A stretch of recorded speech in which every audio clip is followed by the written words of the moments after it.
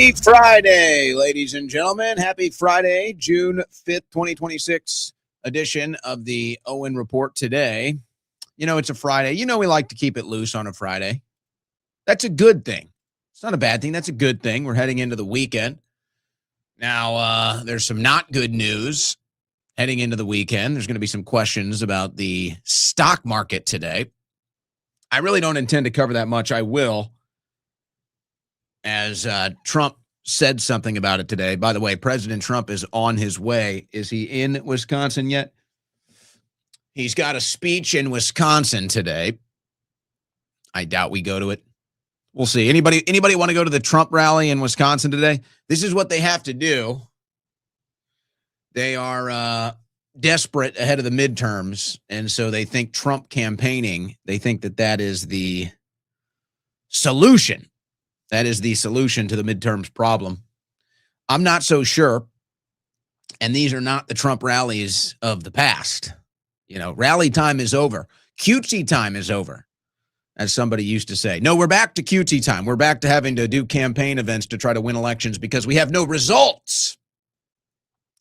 We're totally in power. The Republicans are totally in power, and they don't have results to convince the American people to go put them back in power. So now they have to go do more campaign stunts. So anyway, Trump in Wisconsin, mostly a snore on that, it looks like, guys. Mostly a snooze. Okay. You know, let me just, I was going to do a very light show today, I have to tell you. I intended on doing a very light show and really just taking calls. And we're actually going to do that. But you'll notice the Rumble headline is different from the other headlines because my original intention, since I haven't taken calls in weeks, was to do a really caller-driven show. And most of the news is in one side and out the other. There's nothing too big today. At least that's what I thought.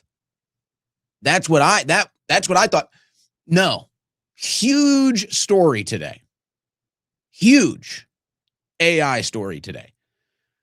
And as you know, I have been begging for somebody in the AI community that actually has a big name, a big platform, has influence. I've been begging for somebody to step up and say, we have to pause this. This has to stop. Well, that has happened today. Now, let's just see what kind of play this gets in the media. You know you're going to see it here. I'm leading my show with it now. Once this started hitting the press a couple hours ago, I had to take the show a different direction, and that's what we're going to do. I'm unfortunately not surprised that this is not going to be a big story. And I guess it doesn't really have that political sexiness to it. That's kind of what hits right now is like the political intrigue. That's kind of the big stuff, the political mysticism even. It's like, ooh, who really runs the government? No, this is like the raw dogging, like you're going out in the backwoods and you're getting forced to take this AI. It's like, yeah, that's not sexy. That's not appealing. We're not really doing Deliverance style news here. So nobody covers it. So nobody covers this AI story. It's by far the biggest story of the day. It's arguably the biggest story of our lives. And now finally somebody is stepping up and making a very loud announcement that this has to stop now.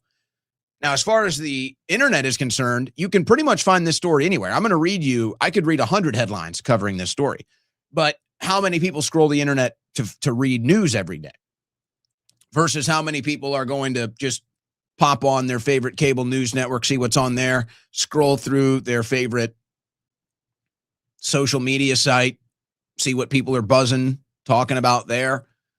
I'm just not seeing it. I'm not seeing anybody cover this, and I'm stunned. So, hey, whatever. We'll take the lead here. Yeah, I'll be the only one that covers this. Okay. No, this is serious. They're telling you our biggest fears are real. AI might be loose. AI could already be out of our control. And you know what's funny too? This is how serious it is. And you know, people will look at you like you're crazy, but this is how serious it is.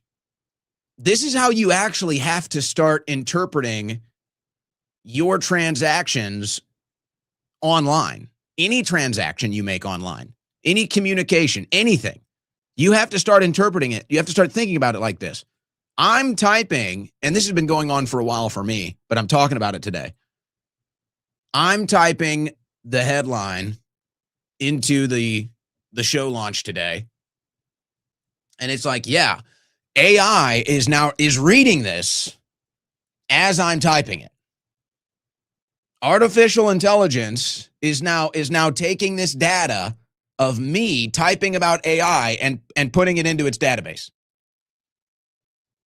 That's where we're at. And you might argue, no, we're not there yet. But see, but that is the admission that we're already there. Oh, we're not there yet. Well, that means we're going to be there. And if we're going to be there, that means we're already there. That's how this works. That's how this technology works. It isn't limited to in live time. It's reverse expansive. So I'm thinking about that. This is the new way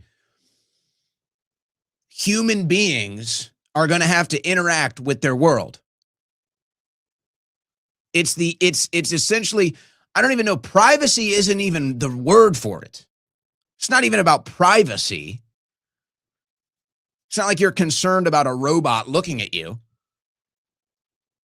This is beyond a privacy issue. This is there is no human independence from the beast system. There is no longer any separation or any option or any outlet from this AI governance and surveillance system that they're trying to build. And so thank goodness for Anthropic finally stepping up and saying this. Whether they mean it or not, I don't know. But they're the only major AI company that is doing this. And Musk has given warnings, but not like this. So we're going to do a slow news day, and then that, popped up. And then I just got, because it's a bunch of riffraff today. There's a lot of riffraff in the news today. Some interesting stuff, mostly riffraff. So we'll probably take some calls. I'm going to try to really focus on that in the first hour, get through the rest of the news. And then we'll take calls, and we'll do some super chats. But usually when we do calls, people try to call in and they don't do the super chats. So we'll see how many of those we have. I will say this before we hit our top of the show break. I'm getting ready to launch the show. Just think about this on a Friday as you're heading into the weekend, because everybody can relate to this now, at least to some degree. I'm sitting down. I'm about to launch the show. And some of you you might be able to notice something is missing from the normal camera shot here. Yeah, I normally have my phone right here. I normally have my phone posted up right here. I'm communicating with people, keeping tabs on things as I'm on the air. And I sit down and I launch the show, and my phone isn't there. And then there's the kind of the like instinctual first response of like, oh, why isn't my phone there? Be like if your hand disappeared.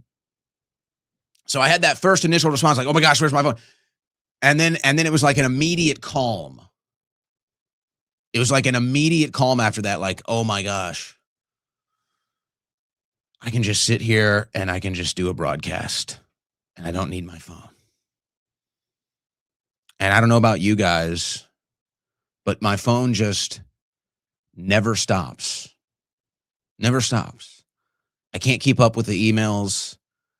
I can't keep up with the texts, plus social media. I can't. It's like a relief that I don't have it here, but I do need it while I'm on the show because I'm monitoring some other situations. So I don't know. Maybe we'll just wait till the end of the hour. But just think about that this weekend. Maybe take a day, take some time this weekend. Just toss that phone. Just get rid of it. Just try to spend some time without it. See how it feels. See if that's something you can enjoy. See if that's something you can even possibly do. Just an idea for the weekend. All right. So we got all of that and more coming up on today's Owen Report. Today's show is brought to you by Silent Bags. Faraday bags, backpacks, concealed carries, crossbodies, fanny packs, dry bags, all at slnt.com/Owen. Everything we carry today is broadcasting a signal, like that phone I was just talking about, a laptop, a tablet, even these new key fobs. New key fobs are broadcasting a signal. Most people don't realize it, but these devices are constantly sharing location data, identifiers, and wireless handshakes with networks all around you. And that signal can be tracked, traced, collected, intercepted. That's your private information. That's your data, and it's vulnerable with every move you make. That's just the reality of the world we live in now. And that's why Silent has made these bags so that they can't track you. The phones, the laptops, the tablets, they can't track you anymore. Not when they're in one of their Faraday bags. Personally, I don't want big tech, big government, or anyone else knowing my every move. I want control over when I'm connected and what I share. So when I place my phone, laptop, key fob, or anything else in a Silent Faraday bag, that signal instantly stops. No cellular, no Wi-Fi, no Bluetooth, no GPS, no emails, no text. Oh, your device, it's disconnected from the grid, which is now a spy grid, unfortunately. Silent, though, this is military-grade technology. They've been awarded 9 military contracts. This is the same type of signal-blocking gear used to help protect our soldiers from GPS detection and electronic threats. Now that same technology is available for you at slnt.com/Owen. That's slnt.com/Owen. You're getting ready to go to the beach, the lake, the pool this summer. You might need a dry bag. Why not go with Silent Faraday bags? Serves all purposes. Right now at slnt.com/Owen, you can save 15% plus free shipping on qualifying orders. You heard that right. At slnt.com/Owen, save 15% plus free shipping on qualifying orders.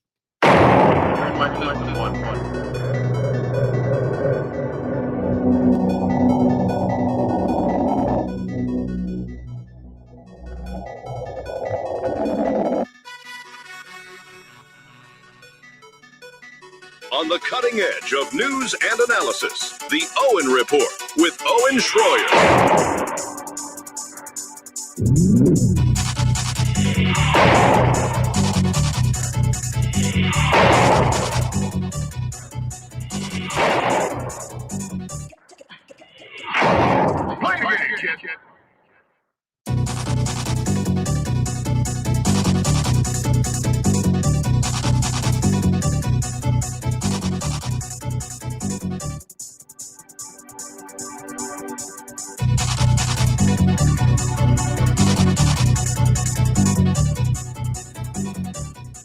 All right, guys, happy Friday. We're just going to play the Trump rally today. That's what everybody wants to hear, right? We all want to hear another Trump rally. That's the one thing we just haven't had enough of is Trump rallies, We need another one. Let's fire up another rally. No, I don't think so. I don't think we'll be doing that today. I don't think the demand is there. I don't think so. Not seeing it. Not seeing it. We're going to be talking about the farmers, is what Trump is going to be doing today in Wisconsin. But hey, they need to do something to convince you to vote for Republicans, because certainly the results of the administration and the results of the Republican-led Congress, that isn't enough. The results don't exist to convince you to vote. So they got to send Trump out there to do the whole dog and pony show. I can't even believe he agreed to do it, honestly. I don't get it. I don't get why he agreed to do it. Because it's like, if the thought process is, well, I'm desperate to keep Republican control of Congress here so I can do X, Y, and Z, well, then why aren't you doing X, Y, and Z while you have Republican control of Congress? So it doesn't make any sense. I guess somehow they're twisting his arm and forcing him to do this. He's doing it out of the goodness of his heart. that pure heart of his, that heart of gold. That's why he's doing it. He really cares about these people that are running.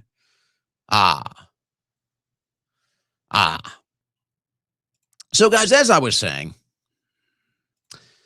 I was not prepared for too heavy of a show today, I have to tell you, meaning I wanted to do a light show. I wanted to do a nice light show on a Friday and take calls and just kind of chop it up.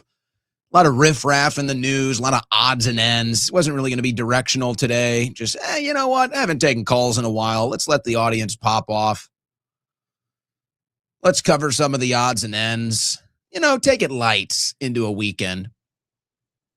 Even with the giant stock market crash today, you know, the crypto crash, all of this stuff, you know, let's see if the callers want to pop off, we'll let them. And then this story on AI dropped. Actually, two AI stories dropped.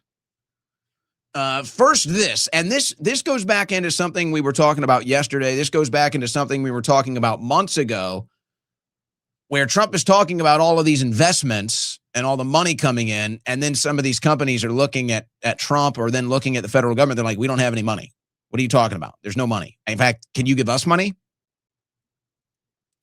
And the first signs of that was with Sam Altman and OpenAI. And maybe this has something to do with the stock market today too. But I saw this as the big warning, like there is no there. The trillions of dollars, this AI bubble is hollow.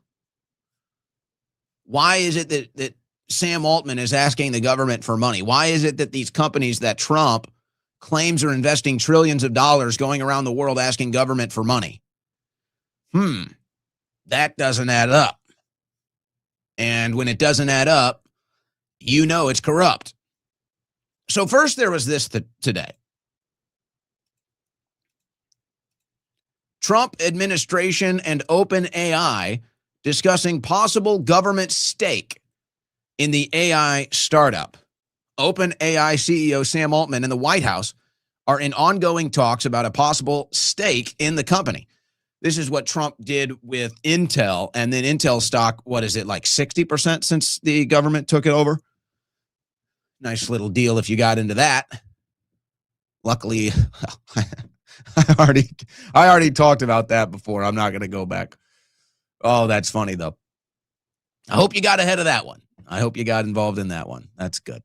The AI startup could donate equity to the U.S. government to seed something like the Public Wealth Fund that the company outlined in April policy proposal, according to a source familiar with the discussions.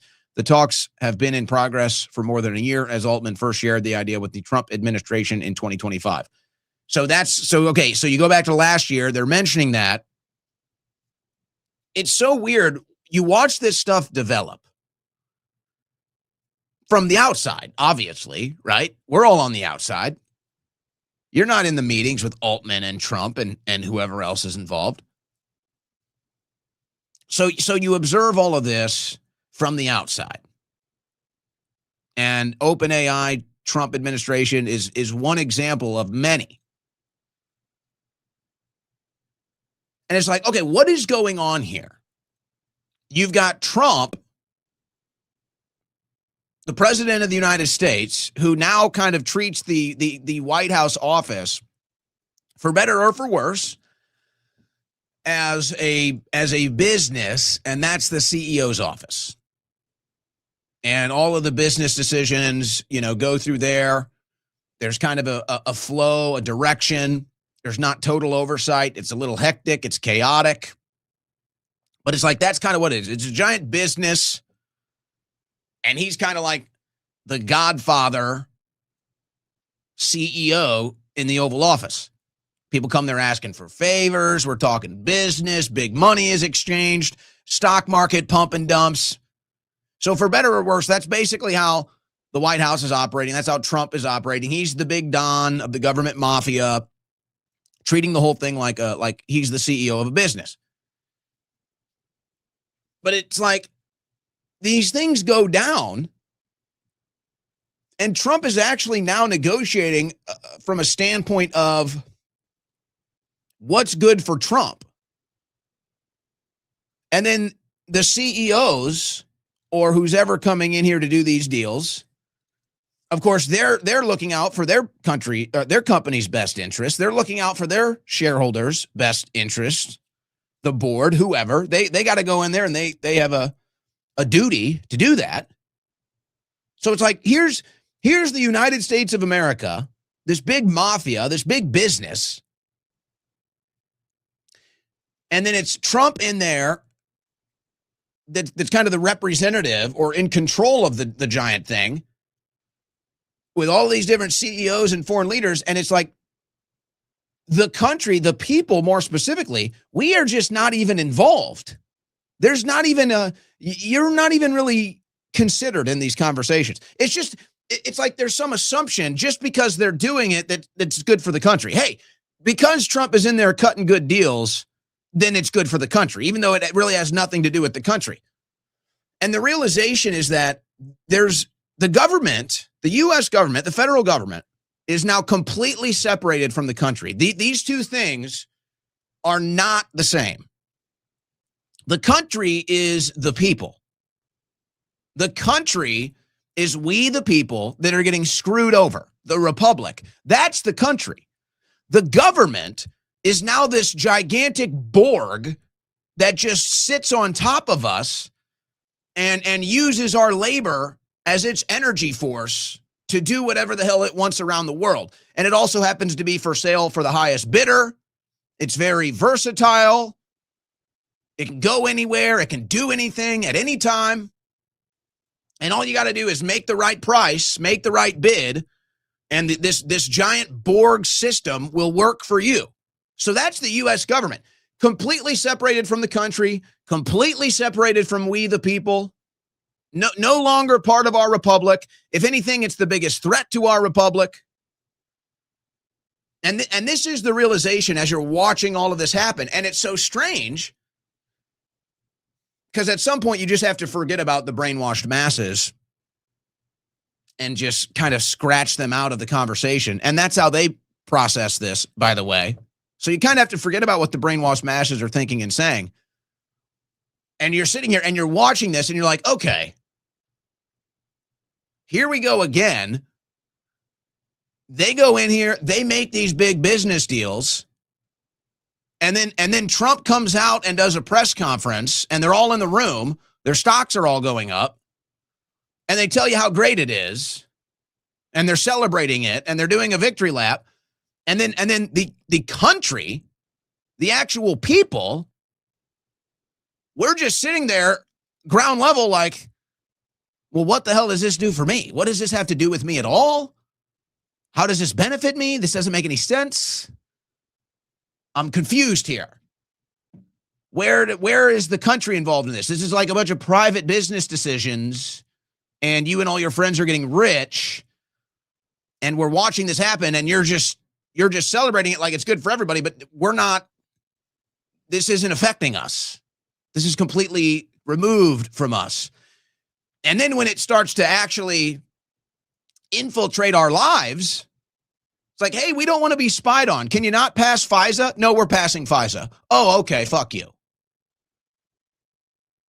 Gotcha. Hey, we're kind of sick of being involved in the Middle East. You know, it's kind of getting really loud, actually, how sick of the Middle East we are, and now specifically Israel. You know, could we maybe like back off of that for a second? Oh, you got it. And then they vote to merge the U.S. and the Israeli military because fuck you. You're sitting here, you're living paycheck to paycheck. You're hoping maybe you can have some savings, maybe get into the asset column, maybe take a vacation. You're trying to decide what you want to do. Most people are in debt. They don't own anything. And that's our reality. And then they go up there and they say, oh, it's the golden age. And if you're not doing well, that's because you're not eating 99-cent sandwiches. Because fuck you. So it's just totally separate. How are you going to come at the American people again about the Middle East? Again, for 30 damn years. And you're going to come out again and you're going to tell us how we need to be in the Middle East and how we need to do regime change. And this is what we're going to do for peace. And it's the same garbage. And none of us want it. And they do it anyway because fuck you. Data centers. Oh, here's the big tech lobby. Here's the emerging big tech lobby. And they have bought our government, just like all the other lobbies. And now they have more money than all of them combined. And they want to turn the United States into a database for an AI surveillance center. That's what they want to do. The American people, they don't want this. They're protesting this. They're trying to stop this. And the U.S. government says, no, this is the agenda. We're doing this because fuck you. Oh. So that's the constant message. It's like, well, wait a second. The government's supposed to work for us. And then every time we make a request of the government, we get a, say it with me, class, fuck you. So eventually, you know what we say to the government? Fuck you. And I just don't relate to anybody that can't share that message. I don't relate to anybody. This is why the whole left-right thing is dead. This is why the whole left-right paradigm is dead. And I don't give a damn about it. I don't give a damn about you complaining about some liberal artist making a comment on stage. I don't give a damn. I don't want to hear about your CNN. I'm so over all of it. If your politics aren't fuck you to the government, I don't get you. I can't relate to you. I have no idea what planet you're living on. I don't want to hear about your left-right paradigm. I don't want to hear about all this garbage. It's like, again, today, there's some new hit piece on Candace Owens, and they have her in a video from like 15 years ago. And Candace is doing some like green screen deal for a marketing agency, I guess. It's like some 15-year-old video. She's doing a green screen video for a marketing company. And so they find out that another woman that was connected to this company and was doing videos with Candace Owens, that she's in pictures and affiliated with Hillary Clinton. It's like, oh my gosh. Oh my gosh. And this is MAGA, their new attack on Candace Owens. Oh, look, she's affiliated with this person that's affiliated with Hillary Clinton. I'm like, oh, wow. Oh my gosh. Wow. Now do Trump. Oh no, Trump's affiliations with the Clintons. That's okay. Trump saying he likes the Clintons. That's okay. Trump saying he's going to arrest Hillary Clinton. Never mind. I didn't mean it. All of that's okay. And he's the president of the United States. And you're going to make some fuss about Candace Owens in a video dancing with somebody connected to Hillary Clinton? Are you kidding me? Are you a clown? Are you a joker? Are you a human? Are you a lizard? Do you have a mind? Do you have a soul? Where are you? Who are you? What are you doing here? Where did you come from? It's like the same thing that happened yesterday with Scott Bessent. And there's a hit piece on Joe Kent. They say, Joe Kent, look, he's connected to Soros. Oh, okay. Now do Scott Bessent. No. We don't do Scott Bessent. I mean, this is so beyond logical. Again, it's just like the only conclusion you can reach here is this is mass brainwashing. We are dealing with mass psychosis, mass brainwashing, MK Ultra. I don't even care what you think about Candace Owens. Candace Owens isn't the president of the United States, A. And B, if you're going to have a problem with Candace's association through some intermediary with Hillary Clinton and not a problem with Donald Trump's relationship with Hillary Clinton, you're a clown. You're a joker. You're not a serious person. And it's the same thing with Scott Bessent. If you're going to run with a hit piece that Joe Kent is bad for a third, it's like a third degree connection to George Soros, but you have no problem with Scott Bessent, who's actually in the government, who worked for George Soros directly, collapsing currencies around the world. Oh, no, you're going to attack Joe Kent, who's not even in the government, but you won't say anything about Scott Bessent. You're not serious people. You're not a serious movement. You're jokers. You're clowns. You're dunces. And I just don't get it.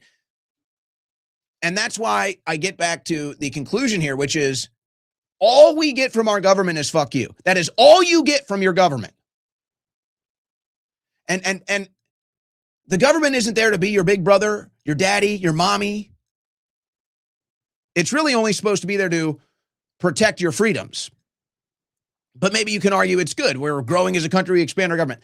That's not the point. The only message that you, an American, ever gets from your government is fuck you. And so if your politics in America today aren't fuck you government, I don't get you. I don't want to hear about your MAGA. I don't want to hear about your Trump. I don't want to hear about, oh, the Democrats this, the Bidens this. You guys are so stuck in the past. You guys are sitting here on a hamster wheel. You're like a broken record on repeat. I cannot relate. And so now we get into the big AI news. I've been harping on this for months. My audience is probably frustrated at how much I talk about this. It's finally happening. Let me just go through these headlines. Anthropic urges AI labs to pause, warns humans risk losing control. It warned that rapid advances in technology could soon allow AI systems to improve themselves faster than society can control the risks.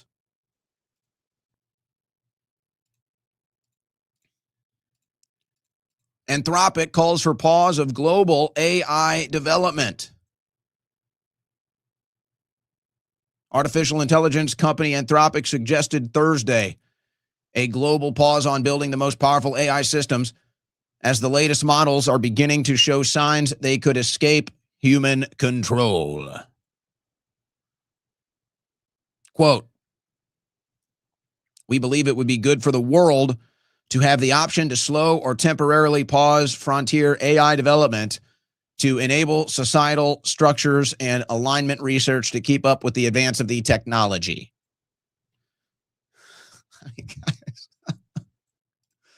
Like, I'm not involved in this stuff. I'm not some advanced, technological engineer, coder, whatever. This stuff, it seems so intuitive. It seems so obvious. How is it that little old me in my garage studio in Austin, Texas, is months ahead of all the brightest, most brilliant, advanced minds in AI? But this stuff is so obvious. This stuff is so intuitive and instinctual. For whatever reason, they've just not said it until now. But it's like, where is the rest of our instincts? Where is the rest of the instincts in the media? Anthropic urges global pause in AI development, flags self-improvement risk. The $1 trillion startup warns artificial intelligence models are nearing capability to improve without human intervention. We got robots building robots. How's that one sound? Anthropic says the world should have an option to pause on AI. The U.S. firm says it will convene policymakers for discussion of dangers in post detailing the progress of its Claude model. Anthropic says world needs system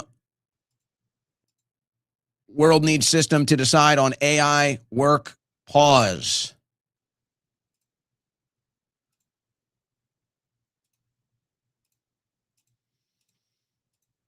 Anthropic urges industry coordination to allow for a pause in AI development if risks grow.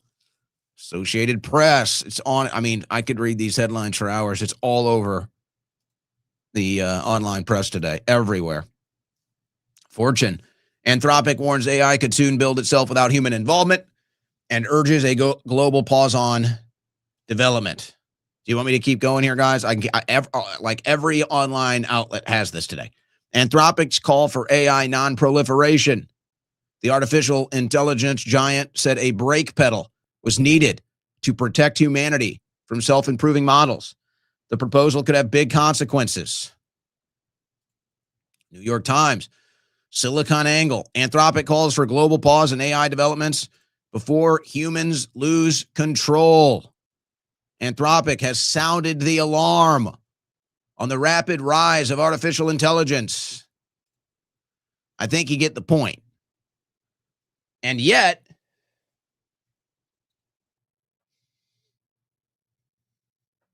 zero, nothing on any of the news networks. Zero, not even a blip. So unless you out there are scrolling the internet every day for news, or maybe somebody on your social media posts this stuff, nobody's hearing about this. I shouldn't even have to explain what it is we're talking about here. I think that it speaks for itself. We're talking about giving up our control. We're talking about giving up our dominion of planet Earth. We're talking about creating the one thing that could end the human species' reign on planet Earth. The one thing, and we're building it right now. That is what is happening. And even if you think that that is too far-fetched to talk about, fine.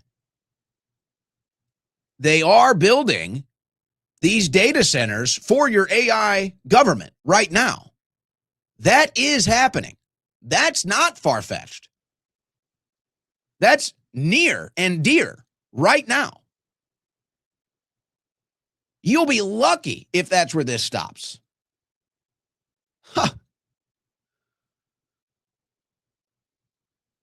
I'm at a loss. And I get it. Everybody's been talking about Israel and the Middle East foreign policy their entire damn lives. The implications of it. Plus, it's all very, it's got like, it's tradition. It's like Christmas. It's like every December you celebrate Christmas, you open presents, and every political cycle, talk about the Middle East again. It's like, here we go. That's what we do here.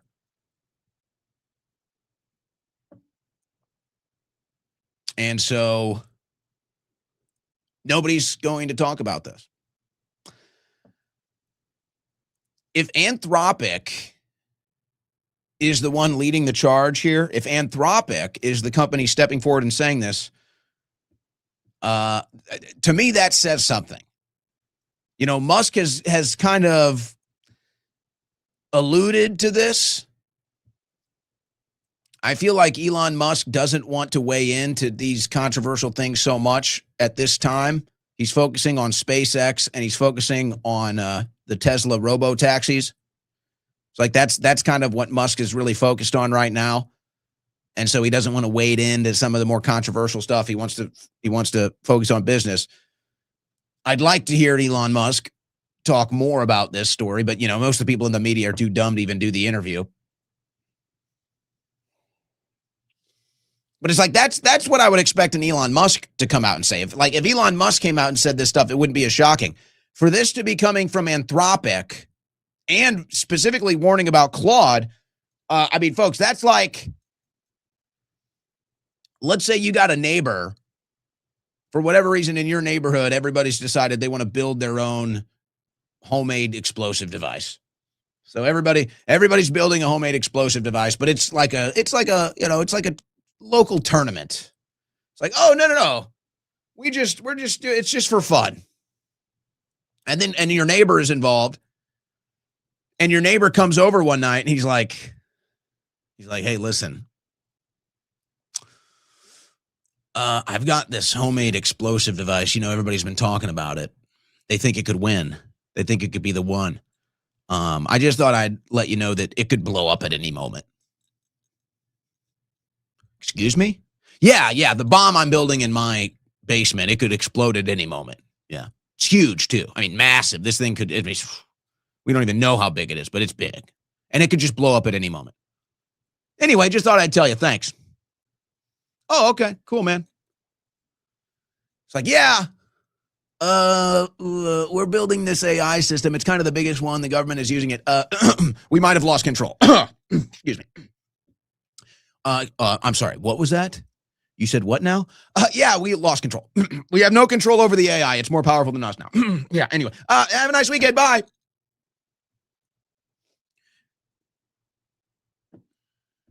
Hey, guys, we might lose control of AI. Hey, guys, we might lose control of the planet. Who knows how capable this stuff is? Who knows? And this is the warning. And it's just barely a murmur, barely a peep. So we'll kind of come back to this in a bit with another story. But there it is. I think at this rate, because there's more protests at the data centers, the only hope we have is these data center protests. But even the hope there, even those are, and I'm fully for them. I'm cheering them on. Let me be clear. I am fully in support of the data center protest and stopping the data centers. Just so there's no confusion here. I'm totally against the data centers. Totally against turning us into an AI surveillance state. Just to get that on record. But it's like, they're almost, the data center protests are almost the false hope. The data center protests that are having success, by the way, they're having success, but they're almost like the false hope. It's like, it really doesn't matter. It might just stall their plan a little bit, but it's not the right response here. It needs to be a systematic pause, like Anthropic is saying. This has to be a whole of people, a whole of planet response to this, and we all have to take a pause and really think about what it is we're building here and how we want to utilize it, or if we even want to build it, by the way. But yeah, the people don't want it. They keep getting these local victories, and the government, well, they already sold the agenda off, guys. The agenda's already been bought and paid for. So that's why they're doing it. But don't worry, Trump is campaigning for the farmers today. In Wisconsin, he's campaigning for the farmers. Yes, they care so much about the farms. Yep, that's real convincing. Nobody's even covering it. And barely anybody even goes anymore. That's a pretty telling of where things are at with Trump, MAGA, and the Republican Party ahead of these midterms. You're listening to the Owen Report on the Win Network. So yes, we do have some economic news today. If you're looking at your portfolio, if you're looking at the crypto markets, the stock markets, what are you seeing? Red, and more red. And so you might be thinking about gold. And I wouldn't blame you. So you need to get in touch with our friends at Allegiance Gold. Now, here's why Allegiance Gold is so special. There's a reason why they have an A+ review with the Better Business Bureau. There's a good reason. They want to make sure that you are fully confident before you make any decision about your finances. And that's how it should be, by the way. That's how this relationship should be. We're talking about your wealth, after all. So if you have any questions, any concerns, go ahead. Call them, 844-790-9191. That's 844-790-9191. Ask them any of the questions that you have. Nothing is off limits. Nothing is too boring. They want to answer all your questions and make sure you have that confidence level when you make a move into precious metals. And while you've got them on that phone line, ask them about $5,000 in free gold and silver with qualified investments, whether through your 401k, IRA, or savings. They make it simple to move into something real before the next reset. Is that what we're seeing right now? I don't know. But we all feel like it's coming. So if you're thinking about gold at a time like this, silver, precious metals, making the move, give our friends at Allegiance Gold a call, 844-790-9191, or go to protectwithowen.com. That's protectwithowen.com. You need to protect your wealth because no one else will.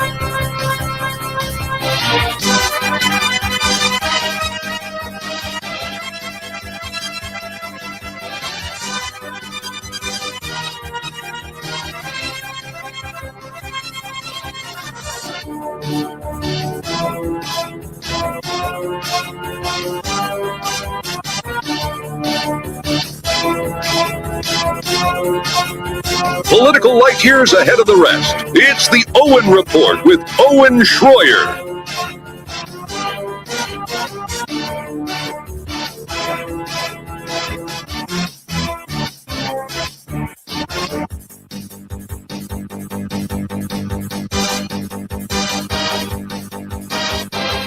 Yeah. Heavier first hour than I anticipated today. Thought it'd be a nice, smooth first hour, not too heavy. And then the Anthropic AI news dropped, and we had to go there. We had to. Someone had to do it. Find a void and fill it. You know, actually, this morning, I did a recorded segment with Jason Whitlock. That was fun. And it's so crazy because of my days in the sports media that Jason and I had a lot of similar friends and contacts that we were kind of reminiscing a bit over. I don't know when Jason's show, I don't know when Jason is going to air that interview. But we were talking about I didn't even have this in my stack today, but we were talking about the Austin Metcalf, Carmelo Anthony trial that's happening. Since I've gone there, I guess I might as well tell you, there has been some interesting updates today. We've gotten into the part of the prosecution's witness testimony, and I'd say they've pretty much buried any defense at this point. It looks like any defense for Carmelo Anthony has been buried. We'll see what they are able to do with witness testimony, but I don't really think they can recover from the witness testimony that happened today on behalf of the prosecution, on behalf of Austin Metcalf. So I'd say it's pretty pretty safe bet Anthony's going to jail for a long time. I suppose there could be motivation for the judge to go lightly in the sentencing. But I don't know if that will avoid a heavy jail sentence. Maybe just, not putting him in the worst situation in jail type of a thing. But I'd say after the prosecution's witness testimony today, it's pretty much a sure thing he's going to jail. Maybe even life with parole. Probably what should happen is life with parole. And there was actually a former NFL defensive lineman. I was shocked. It's like, oh boy, really? You want to touch this story? But he said it very well. And at the end of it, he closed. He said, look, at the end of the day, the bottom line is there's a family without a son. There's a community without a young man now. And that has to be accounted for. That's exactly right. But now you hear some of this witness testimony, and the whole thing looks even worse. So, okay, that's enough on that. Let's do the stock stuff. Man, I'm kicking myself. And I even said this to a couple of my friends because I think it was Wednesday. We had a huge day in the stock market. I think it was Wednesday. And I remember, the people I talk stock with, I said, you know what? I'm thinking about going full liquid. I'm thinking about just selling everything. It may never be this high again. Selling everything and then trying to ride the bull run with SpaceX, which this whole SpaceX thing is crazy.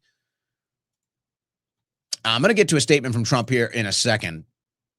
So anyway, we're all watching this tank today. Trump puts out a statement I'll get to. He thinks it's about the jobs report. No. I think there's two things, maybe both happening. It's either one or both of these things are happening right now in the stock market. The one is, this is a dump and pump. So there's a pump and dump, and then there's a dump and pump. This is a dump and pump. Now, the pump might have happened on Wednesday, and this could be the dump. Or this is the dump, and they're getting ready to pump either SpaceX or something else next week. But I was kicking myself because I was like, man, I should have sold when everything was at its all-time high. Should have sold. And I said, I'm staying. I'm long on most of this stuff anyway. And now after that, you have to wait it out. I don't think this is the big crash. That is the big concern, that there will be a big market correction. There will be a big stock market crash. They're calling it like the dot-com bubble, which anybody that does serious analysis of the dot-com bubble understands what it means. They're not saying the stock market collapsed. They're not saying the economy collapsed. But if you look at it, you see it's like if you were holding on to something and you were trying to grow a portfolio in the dot-com bubble, once the market corrected, you basically lost it all. And it took you about 10 to 15 years to get back to that point. So it's like it eventually got back there. Now it's beyond. But no, that's how it works. It basically just, you take a big hit if that's where your big portfolio is in the stock market. You take a big hit and you don't recover for years. So that was the dot-com bubble. They think a similar thing could happen with AI, which might be true, but I don't know if we're there yet. Why is the stock market down today? It's either the normal pump and dump and pump insider trading that we see every day. It's a Friday. I'm not going to go into detail of how it works. We get it. That's what happens. Or I think everybody is preparing themselves for what is about to be the craziest IPO in stock market history with SpaceX. And when I say the craziest ever, that doesn't even do it justice. The preparations that are being made by the elite bankers, hedge fund managers, venture capitalists, all the different stock brokerages, all of them are gearing up for this SpaceX launch. All of them. Like, there's never been anything like this in the stock market. The only thing numbers-wise that they'll be able to compare it to, but it won't compare, will be Saudi Aramco. And when they launched, at that time, they were the biggest IPO. I don't remember the numbers, but I think it was whatever the numbers were. They're anticipating the SpaceX IPO to be like 5 times what Saudi Aramco was. 5 times. So that's the biggest IPO. They're anticipating SpaceX is going to 5 times, 5x the biggest IPO ever, Saudi Aramco. These are astronomical numbers, no pun intended, but these are astronomical numbers. And yes, I think that today's stock market sell-off could be people that are just gearing themselves up for the bull run on SpaceX. Right now, the opening is 135 a share. Folks, that is insane. That is insane. I'm anticipating it could get into the 300s by the end of day one. I'm telling you, this thing is about to go crazy.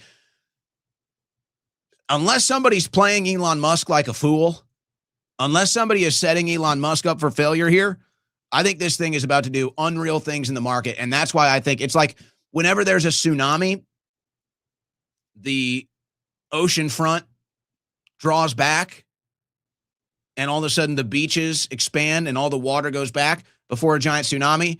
I feel like that's what is happening with the stock market today. I feel like this is the water pulling back. And then whenever SpaceX opens, it's going to be this huge tsunami.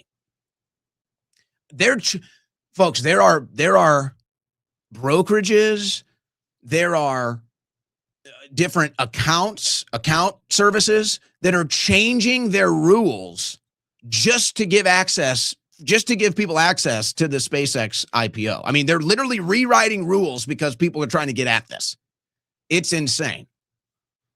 So how is that one going to go? I think it's going to be the tsunami, and this is just the water pulling back today.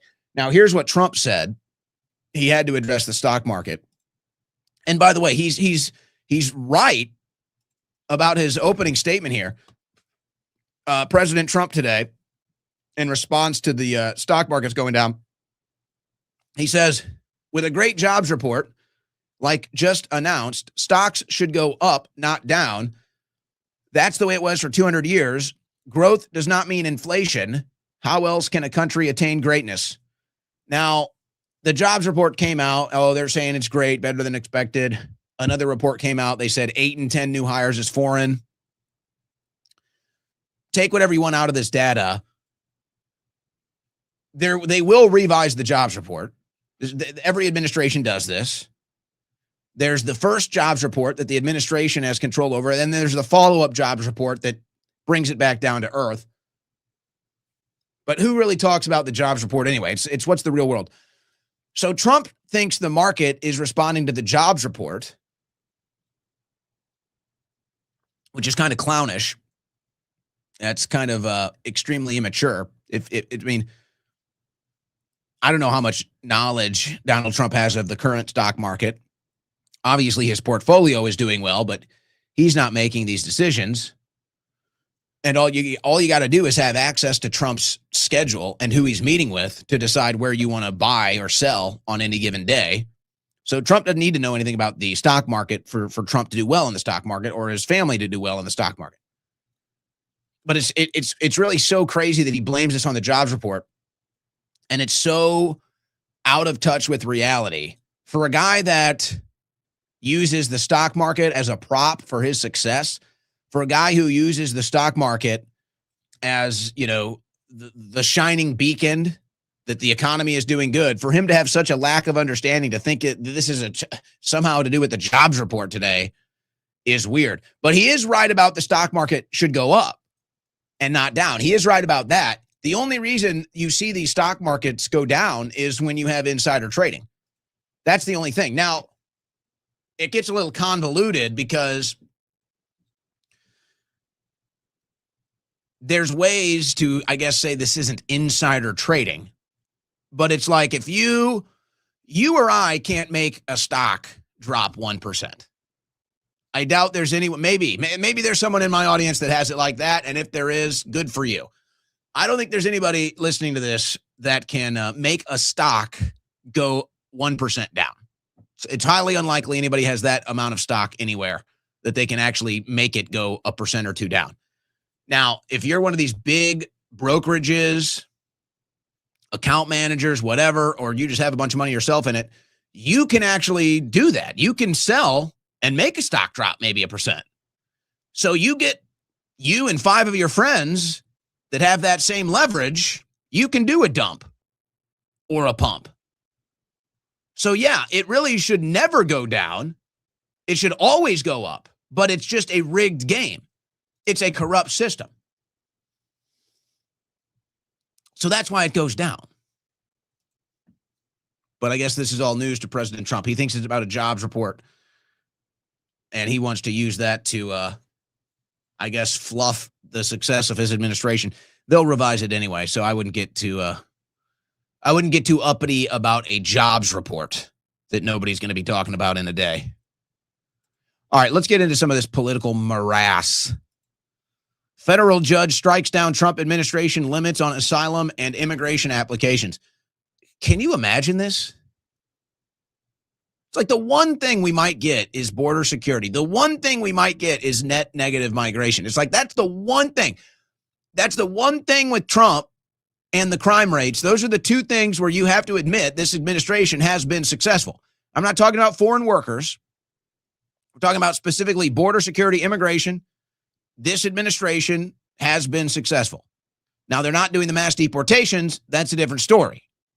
So let's separate that from this equation. It's a necessity, but let's just hold on. The point here is that how can you say you have limitless asylum and immigration applications? How can you say that? No limits. No limits. So the entire world can move here? No limits. Of course, this is an Obama-appointed judge, if that matters. I'm not so sure it does. I'm not surprised. But how can you say, oh, you have the president of the United States can't have a policy, cannot have an order, an executive order? Like, we can't have limits on the amount of non-citizens that can come here. Is that not insane? How can you're telling me the United States of America has no agency over deciding its own fate on immigration? A judge just says, no, Americans cannot decide their own fate on immigration. You have no limits on the amount of people that can come in here. And do they really believe this? How can you really believe that? You're either retarded or you're doing it intentionally. You either want to see America invaded, for whatever reason, you want to see America invaded, or you're just simply too stupid to not understand how you can't have a system with zero limits. And notice, they'll say, hey, we're not going to have any limits on the amount of people that come in here, and we're not going to have any limits on the amount of welfare that they can receive too. Wow. Nice policy. And it's the Obama judge now. It's an Obama judge, and that's his policy. Here's an interesting one. Trump urges less shackled Bill Pulte to fire intelligence community employees. Now, this story, let me pull up. I think this other one came out first. There was another one that came out first, and then there was like, oh, well, was that even true?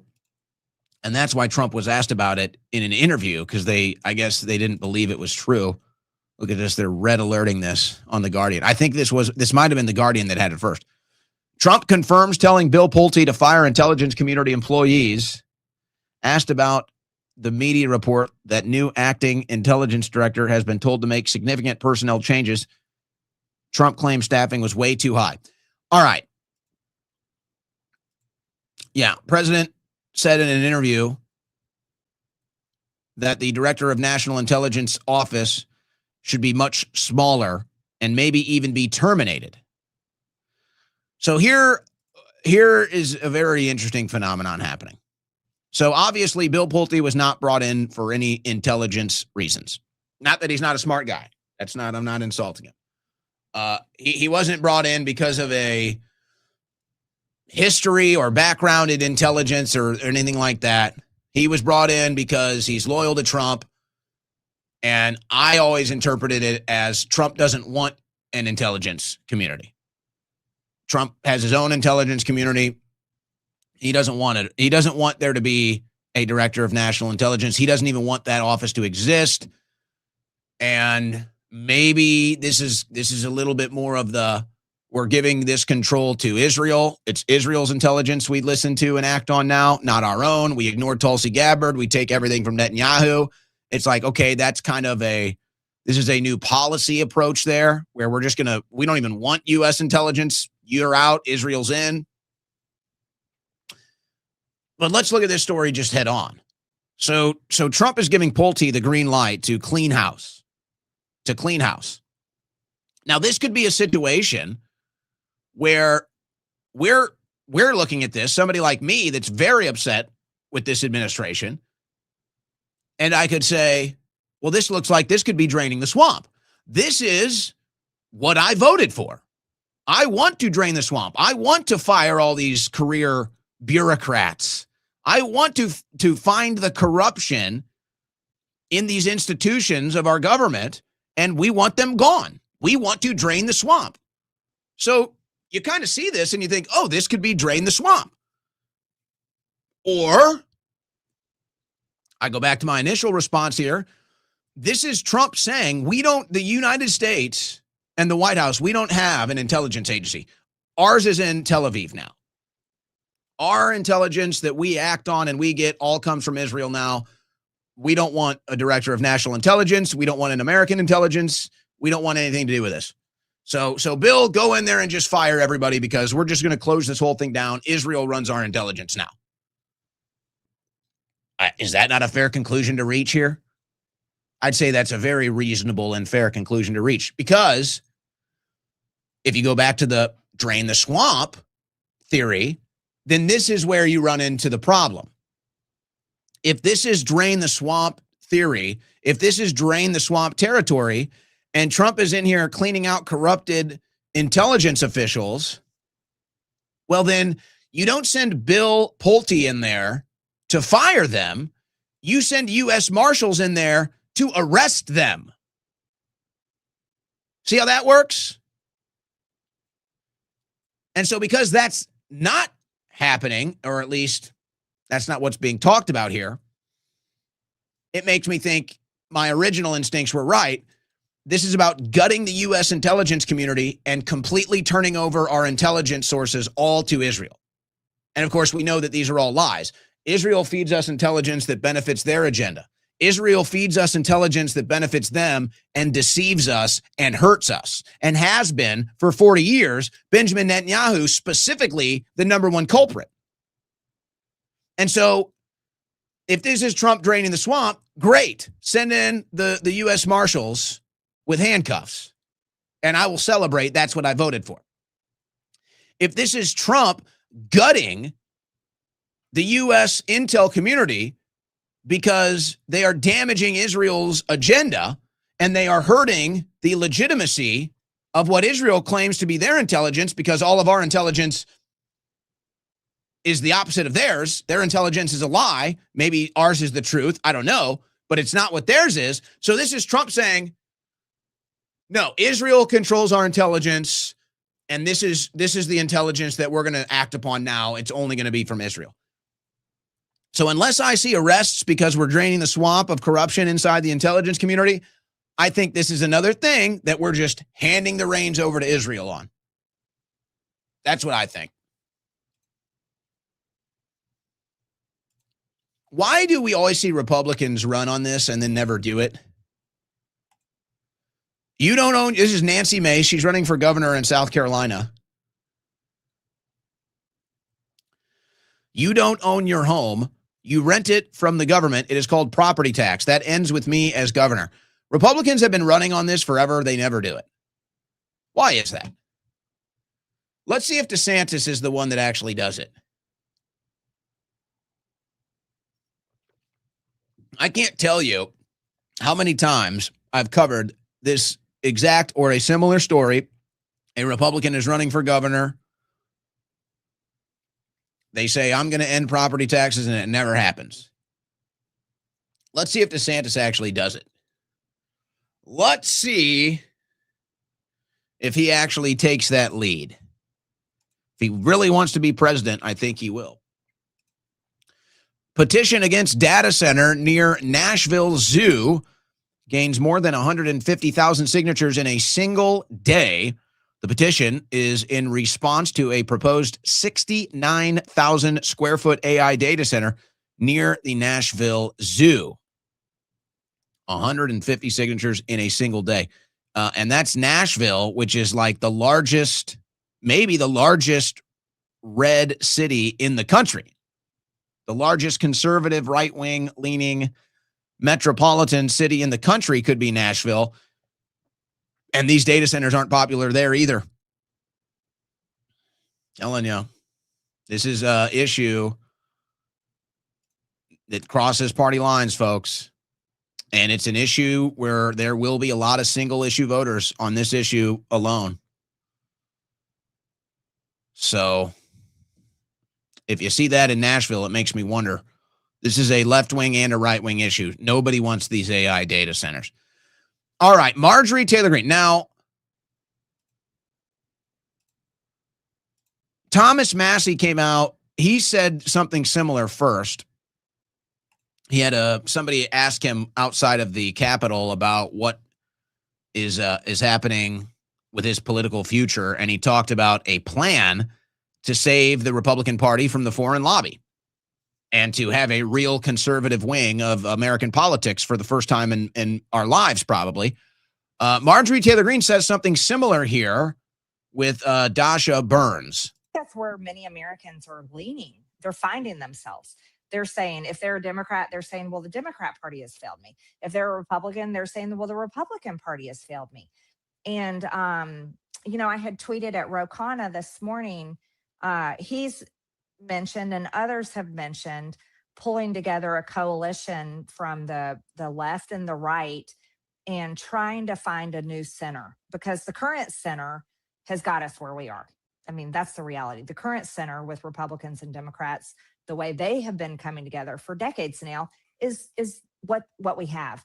And so I am very interested in like going to a whiteboard and going, okay, let's come together, and what does this even look like? And how can we reimagine a new coalition going forward? And I think that's what the younger generations want. They desperately want. Put down the very like special issues that the left and the right vote about. Put those issues down, and let's pull together the most critical issues that are really impacting Americans' lives, and let's come together and find a way to move forward on those issues. And I think that could be the future. And so I'm interested in that conversation. Now, before I get into my response here, understand this. That is more presidential and that is more politically popular than anything Trump will say. Than anything Trump will say at his Wisconsin rally today, than anything Trump will say from the Oval Office. What Marjorie Taylor Greene said right there, right then, is more popular and more presidential than anything you're going to get from Trump. That is a winning message.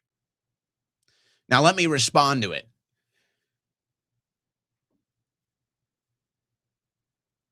What Marjorie Taylor Greene is talking about here is very palpable. And I've talked about the 33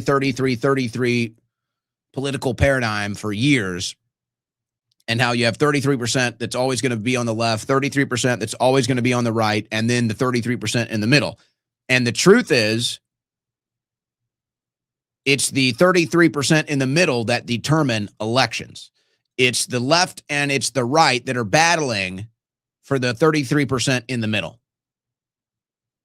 And so we, the ones in the middle, are actually the most important people in the country when it comes to elections. We are the ones they're trying to reach. We are the ones politicians are really trying to reach and convince us to vote for their side. They already know 33% of the country is going to vote for them no matter what. They don't have to address them. just like, left or right. So that's what Marjorie Taylor Greene is talking about here, how people are sick of both sides. And we've reached this point now where the disenfranchisement has forced us into finding common ground. So this is something I think we'll really get a good observational concept of in the midterms. Now, let's talk about how this applies to right-wing politics. So the big frustration right now in right-wing politics is that effectively there is no right wing. Effectively, politically, policy-wise, result-wise, there really is no conservative wing. There really is no right wing. Because every time the right wing gets into this position where we can have conservative policy and we can have true, right-wing agenda to combat the left, every time the Republican Party gets to this point, we always end up back in the Middle East and we always end up working for Israel. Every single time. So this is now how many election cycles of Republicans winning and then turning over all their political capital to the foreign lobbyists and the special interest. Every single time. So what young conservatives, the conclusion young conservatives have reached is that there's no way forward with the current right-wing apparatus. There is no way forward for American conservatism. There is no way forward for a right-wing patriot in this country.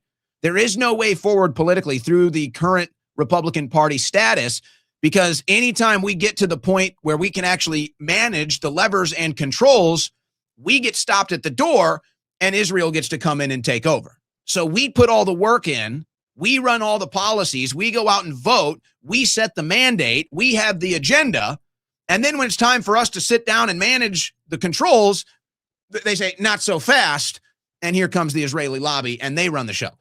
So this is what right-wingers have come to the conclusion of, and that's why you have so many people now saying, well, I'll vote Democrat, or we should go vote Democrat, we need to let the Republican Party fail, because they've reached the conclusion that there is no way forward as long as the Israeli lobby is standing there.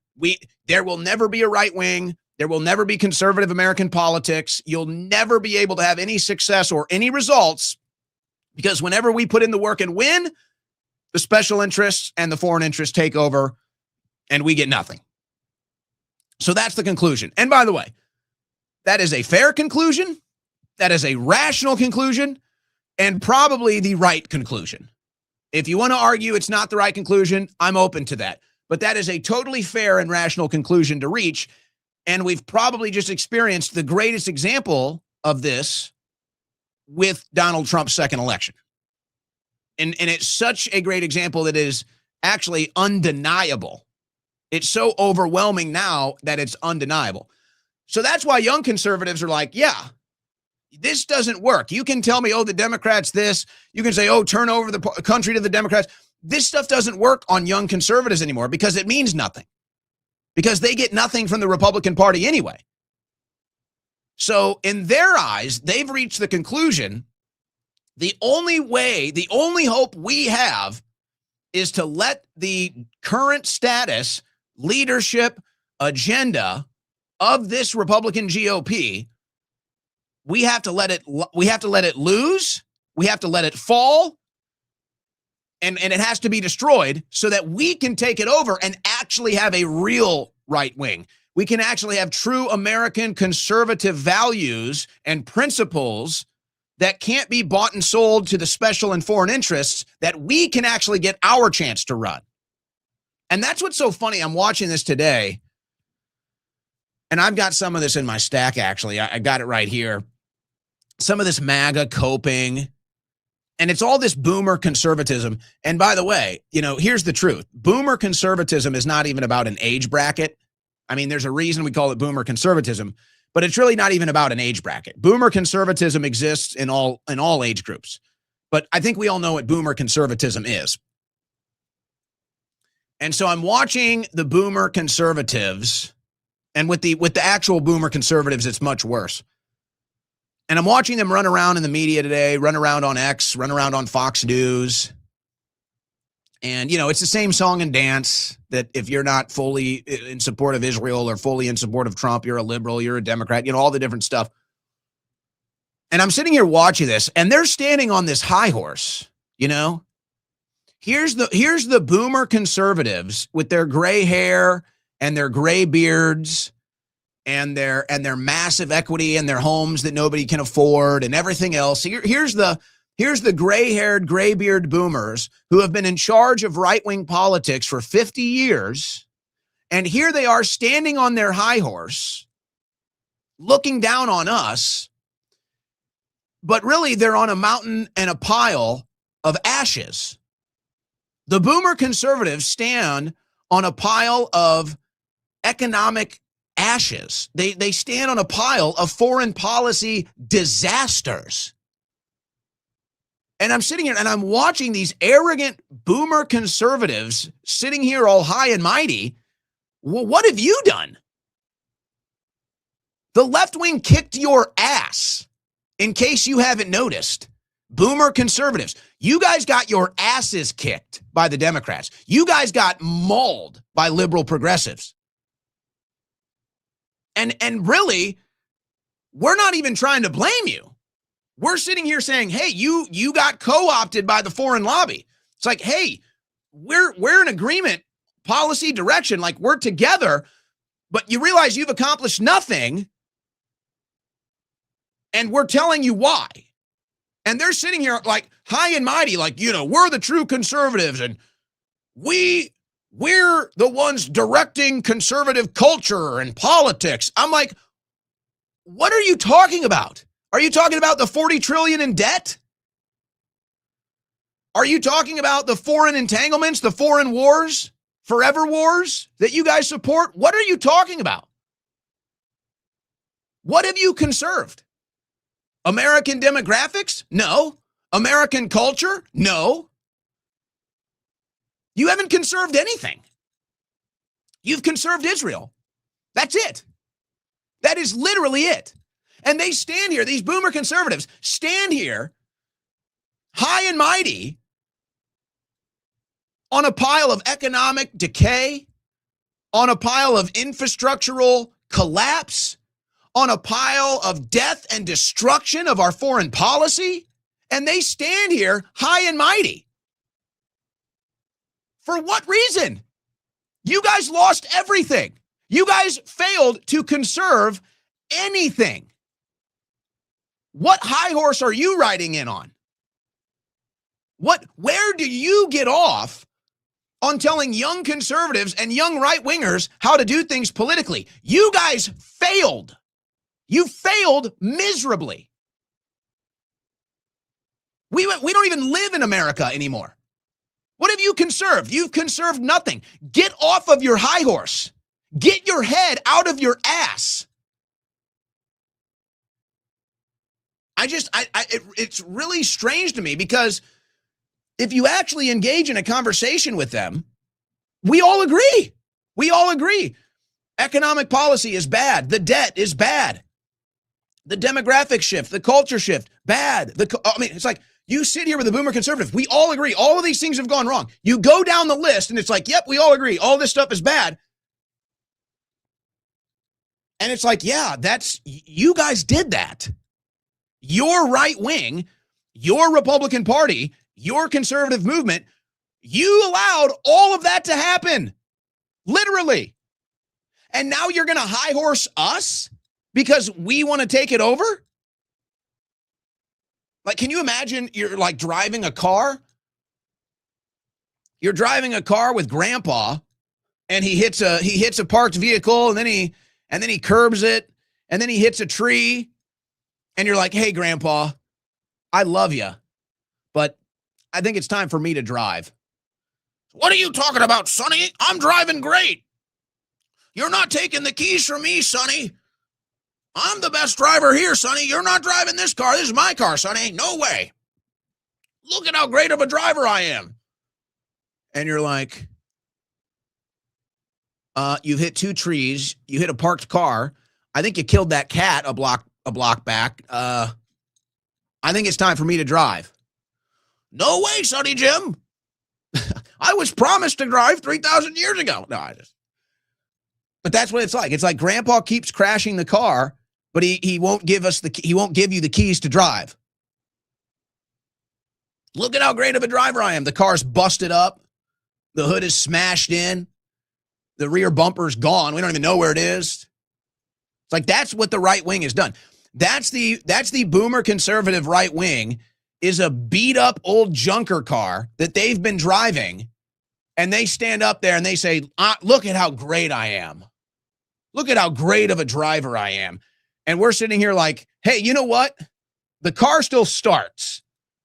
So let us take it over. Maybe we can get this thing repaired, fix it up, and get it back working again. It's let us take it over. Oh, no, this is my car. I'm the best driver. You don't know how to drive. You don't know what you're doing. That's what it's like on the American right. Okay, so here we go. I think MAGA's big swing and miss as I get into some of this stuff is that they really believe this was their victory. You know, Glenn Beck really looks at this as his victory. Ben Shapiro, Mark Levin. It's like they all think this is their victory. They all think Trump's victory is their victory. They all think all the ground that we've gained in the last 8 years is thanks to them. Total delusion. All the ground we've gained is in spite of them. All of the ground that we've gained to get Trump here, we did it against them. And now they think it's their victory. It's got to be some of the strangest stuff to witness in right-wing politics. Boomer conservatism failed to conserve anything. And yet they sit here all high and mighty. It's like, what? And then all of the never Trump people, all of the neocon never Trump people, now they're taking Trump's victory as their own. What? It's very strange. Now, look at this from Glenn Beck. It's weird how it's like Glenn is trying to be honest here, but he can't say the truth. He does a segment about the Iran war. He says this. See if you pick up on this. Here's the hard truth about the Iran war. Iran isn't trying to win. It's trying to outlast. Forget about everything else. He then says, oh, they're losing even though they're winning. So in other words, Iran is not the aggressor. In other words, Iran is not the problem. In other words, Iran is not starting the war. Iran is not the agitator here. That's what Glenn Beck just admitted. Iran is not the problem. Iran didn't start the war. Iran doesn't want the war. But see, he can't tell the truth because if he did, he'd have to say who's really running it, who's really running the Republican Party, who's really running the foreign policy, and who really is the bad guy in the Middle East. It's Israel. And he can't say that. So he says, well, Iran is not even really fighting the war. They're just trying to survive. Yeah, exactly. Exactly. Survive what, Glenn? What is Iran trying to survive? So if Iran isn't starting the war, and if Iran isn't the agitator, and if Iran isn't fighting, then what exactly is happening, Glenn? What exactly is happening? And then they'll go into their, well, the Iranian people are so oppressed and da-da-da. So what? The American people are oppressed, dipshit. The American people are struggling. The American people are sick of their corrupt government. Let the Iranians deal with Iran. If they're oppressed, then I feel for them too. Then we're brothers and sisters in our oppression by our corrupt governments and the corrupt regimes. There is no winning this for you, conservative boomers. You've lost. It's over. Give us the party.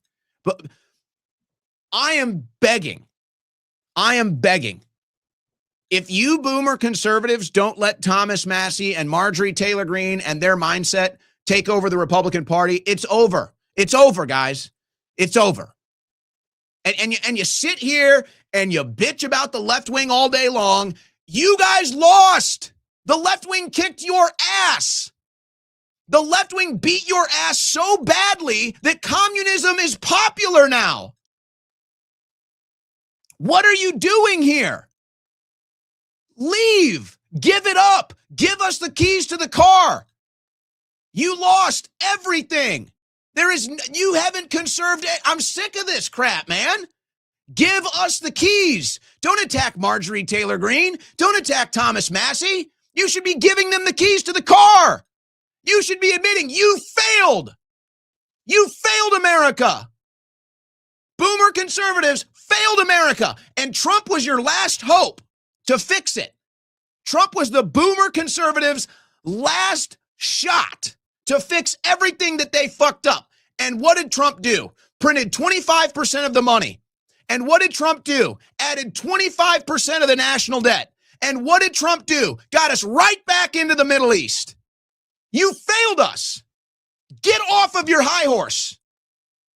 Yeah, it's time for a little bit of a tongue lashing, because now I'm sitting here staring down the barrel of an artificial intelligence government pointed directly at me and my future and my children and grandchildren and country's future. I'm staring down the barrel of this thing, and you guys are out on midfield doing high leg kicks and pom-pom waves on your high horse of a burning country.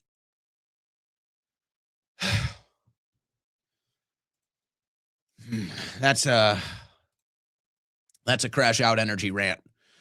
This rant has been brought to you by Crash Out Energy, the official energy drink of the Owen Report. If you need a good rant, you need some Crash Out Energy. Go to crashoutenergy.com, created by me, for me, but I guess I'll share it with you. Crashoutenergy.com. Check it out. Try it. You're going to love it. This rant's brought to you by Crash Out Energy. All right. That was a little, guys, I wasn't going to do a heavy show today. I promise you. I wasn't going to do it. I still got a bunch of news, but we're running low on time. I got to take calls. 15-minute news blitz, and we're taking calls. I'm doing it. That's the agenda. But it's just like so much of this is just the boomer conservatism. Like they're attacking Hunter Biden today. You guys don't get it. It's not about Hunter Biden. It's about you. Hunter Biden is still Hunter Biden. You guys are just as bad as him now. Like, I don't care. Trump is worse than Biden now. It's like you guys don't get it. And all you're doing is making Hunter Biden more popular and more relatable than you now. And I love this one. So this is the boomer conservative response. And this is a young girl, by the way. So that's what I'm saying. It's not even an age bracket. It's a practice. Boomer conservatism is a practice, not an age bracket. So it's the clip we just played, and this lady, Bella Liberty, and I'm sure she's nice. We may have interacted before. She says, the issues that really affect Americans' life, and she's quoting Marjorie Taylor Greene, and it's just them talking about Epstein and Israel. Well, you know what? Whatever you want to think about Israel or Epstein, how are you gonna deny that this is not impacting American politics, specifically foreign policy? It's like the old saying, you may not care about politics, but politics cares about you. And by the way, that generalization is obviously totally inaccurate. This is just the only direction that they can go in. This is where the boomer conservatism, and this is a young girl, Bella Liberty. She's like in her 20s. Boomer conservatism has no age bracket. It's like this is the mindset. This is the denial. And it's not just Israel and Epstein. It's all of it. It's all of it. It's all of the taxes. It's all of the foreign policy disasters. It's all of the foreign entanglements. It's the debt. It's the deficit. It's everything. And it's like, here we are. These are the things that matter. These are the things that affect us. And the boomer conservatives just laugh and they say, ha ha, you're obsessed with Epstein. Ha ha. Right. And so what are you obsessed with? Like what? Like we're in power now. What is happening? Nothing. Nothing is changing. It's getting worse. Trump is a globalist. Trump works for the donor class. Like, what is this? That's what I'm saying. It's like, what is this high horse you guys are on? I don't get it. If the economy was booming, if mass deportations were happening, if we weren't in any new wars, if we actually got rid of the Epstein class, it's like, if all these things happened and you guys wanted to brag about it and shove that in my face if I turned on Trump, fine, I'll do the public humiliation ritual. None of it's happening. And it's like, here are the people that care, and boomer conservatism is like, you care? Republicans are in power, and you care about stuff? Republicans are in office. Trump won the election. Why do you care about stuff? Why do you actually want stuff done? Panicking. Thomas Massie on June 8th is going to speak on the floor of the House to honor and memorialize the brave crew of the USS Liberty. MAGA's attacking him for that. How amazing is that? MAGA is attacking Thomas Massie for bringing up veterans, war veterans, who were on a ship that got attacked. And MAGA's mad at Massie for honoring veterans. MAGA will throw veterans under the bus for Israel. But isn't that always the case? Isn't that why they're all in the Middle East? More than half of the publicly identified donors to President Trump's White House ballroom project have won new or expanded federal contracts worth more than $50 billion, according to a report from Government Watchdog Group. Yeah, it's just like with the Trump accounts. You donate Trump $20 million, you get $40 million from the government. Oh, you're getting a return on investment. They are not doing this because they're charitable people. Don't be confused. By the way, a couple more of this, corruption, a couple more here. This is way too long. Might be worth a read from AJ Jaff. Pay to play, sanctions go away, three brothers paid, Trump's family stayed. Like I said, this is like a whole story. People will just put whole stories on X now. This might be worth a read. I'm not going to do it for timing, but so you got the ballroom situation, you got the pay for play situation, you got the Trump son situation, the Kushner situation, and it's all tied into corruption. And this is why it's weird that even in their own interests, they still don't get it. If the Democrats win in the midterms, they're going to investigate all of this. You understand? This isn't going to be like the first Trump administration when there was nothing there. This isn't going to be like the first Trump administration when there was no there there. There's a very serious there there. There's actual real stuff there now. Bad stuff. Corrupt stuff. And the Democrats, unlike the Republicans, they're going to go all the way. Congress is going to investigate all of this stuff. If the Democrats win in the midterms, all of this stuff is going to be investigated. Maybe impeachment, I don't know. But they will investigate. And it's not going to be like the Republicans that investigated the Biden crime family and did nothing. It's not going to be like that. It's going to be, they're going to investigate, and they're going to go all the way, and there's going to be some bad stuff. How can you not see this coming? It's almost so, it's like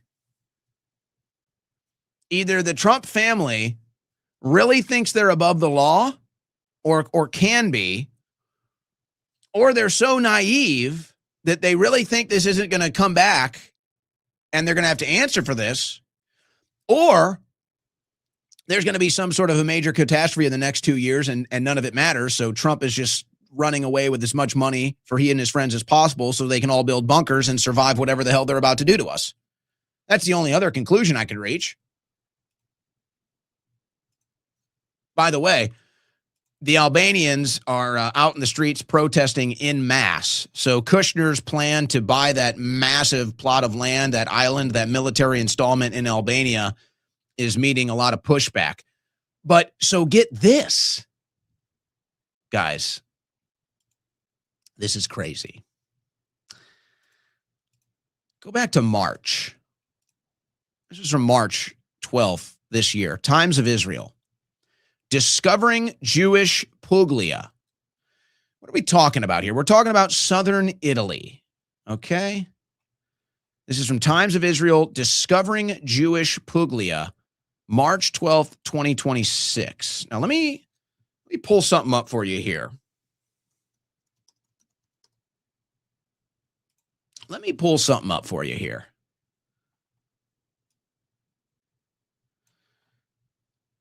The Puglia that they are discussing, southern Italy, right here. This is the Jewish Puglia that the Times of Israel is talking about, how Jews are moving down there. It's their ancestral homeland. It's theirs to take. And so all the Jews are now going into southern Italy. It's theirs. And they're going to be taking this Jewish Puglia right here, southern tip of Italy right here, okay? Now, this is the Adriatic Sea that flows through here into the Ionian Sea through this little waterway right here. Do you know what's on the other side of this now Jewish Puglia in southern Italy? Oh, yeah, that's Albania. In fact, this is the very part of Albania that the Kushners want to own. So you mean Israel's interests are trying to take control of this waterway between the Adriatic Sea and the Ionian Sea? No, it can't be. That can't be what's going on. It can't be Israel using the U.S. military and using U.S. money to take over the waterway in between Albania and Italy and to take over the waterway known as the Strait of Hormuz, right? That could not be what's going on. Using the U.S. military, U.S. money and dollars to do that so that Israel can enrich itself and become the world power and keep us all hostage with their nuclear weapons and their Epstein blackmail? No! Stop it, conspiracy theorists. Stop it. Stop it. You're listening to the Owen Report on the Win Network.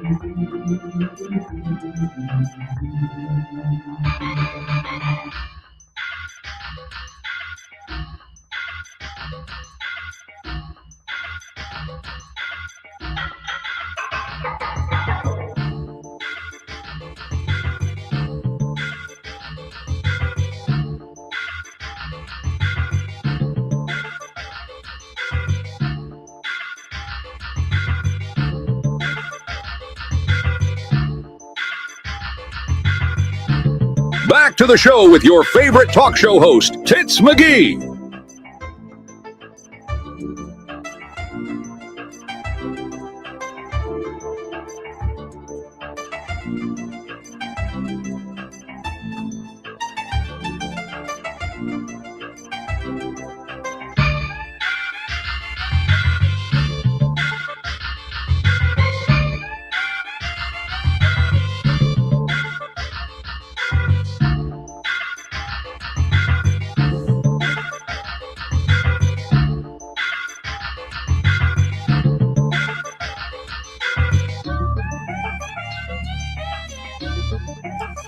Well,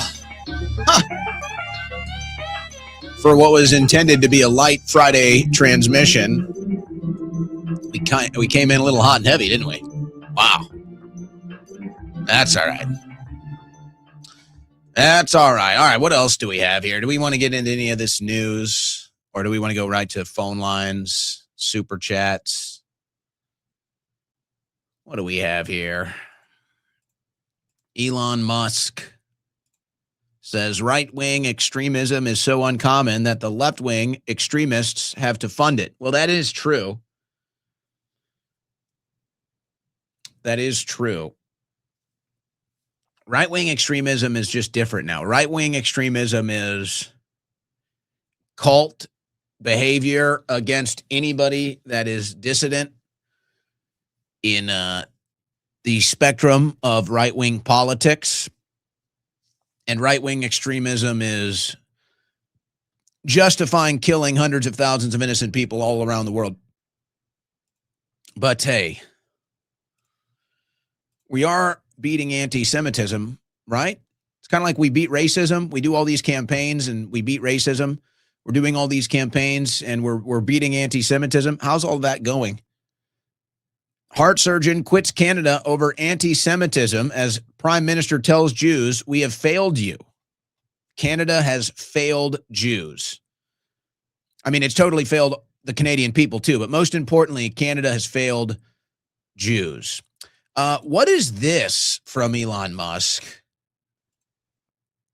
It's getting weird with the algorithm on X, guys. Don't kill the golden goose, please. If they destroy X, it's going to be very, very unfortunate. And I don't know if there'll ever be anything that will be able to compete with it. As far as news aggregation is concerned, it's like, it's just, it takes a tool away for the most efficient news aggregation process is on X. It's like, I'll still be able to go scroll the internet, but X is like the condensing of all of it into one stream. And now that's what X is trying to get rid of. It's very unfortunate. And now Musk says, users who interact with a misleading post that is subsequently corrected by community notes will receive an X chat message from community notes to correct any misperception. What are we doing? What are we doing? Look, I get it. There's problems and you're trying to find solutions. That's fine. That's noble. But you're killing the golden goose here.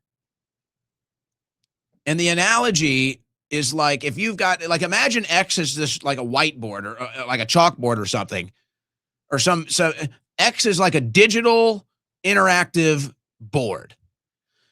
And you've got two knobs on the board. And you're like, this knob does this and this knob does that. It's like, there it is. There's the product. Have at it. So, okay. And then they say, wait a second. we need to add this third knob now. So, oh, yeah, okay, all right, let's add a third knob. And then they say, well, hold on now. That third knob actually needs two separate knobs over here to do this and that. Oh, yeah, that's right. But wait, if we're going to have that knob, though, don't we need this knob? And they're constantly adding knobs. And now it's getting to the point where the whole board is filled with knobs and you don't even remember what does what. It's like that's where X is at. They've put so much crap into the algorithm to try to control the final product that it's destroying it. It's destroying the final product. Let X be free. Same algorithm for all. Why are you obsessed with trying to perfect everybody's behavior? Build the platform and let it work. It's like, why are you doing this? And you can't help but reach the same conclusion. It's because they don't want you informed. X has become such a powerful tool of information that they don't like it. The powers that be don't like it, and so they're stopping it. And they want to turn X into another slot machine like Instagram or TikTok, where they're eventually going to start banning you again and censoring you. It's really tragic to watch them do this to X. And I want to think that I want to think that their intentions are good. A lot of people will say, Owen, you're crazy. They're not good. Look at who's running it. Fine, fair enough. But let's just say the intentions are good. Even, as they say, the road to hell is paved with good intentions. And it looks like that's what we're dealing with. And that may be the case with these robots. Did you see this, guys? This robot kicked a kid. I think this is that a Boston Dynamics robot? I don't know. This is in China. So this robot is doing like a kicks a kid. As you can see here, it does a spinning kick to the chest of the kid. Is it the robot's fault? The person controlling the robot? Yeah. The robot knew he did something wrong. I mean, this kid just gets blasted in the chest with a roundhouse kick from a robot. People are like smiling and laughing. It looks like it's in China. That's nice. A robot kicks your sternum in. Well, hey, it was an accident. It's an accident. Remember that whole 3-eye atlas thing? Well, it's gone now. That's it. That's the story. It's gone. Chicago Bears. This is crazy. Chicago Bears say they are moving forward with a move to Indiana. How is this possible? How did they blow this deal so bad? I've got a good grasp on what's going on with the Dallas situation with the Stars and the Mavericks leaving the American Airlines Center, which what a shame. The American Airlines Center, from a fan's standpoint, is one of the best arenas out there. Now, I obviously can't say I've been to all the arenas, but I've been to more than a dozen of professional hockey, basketball arenas. Probably been to 15 or more. And the American Airlines Center is amongst, if not the best, as far as the layout, the seating, keeping it updated. And the Mavericks and the Stars are both leaving for greener pastures.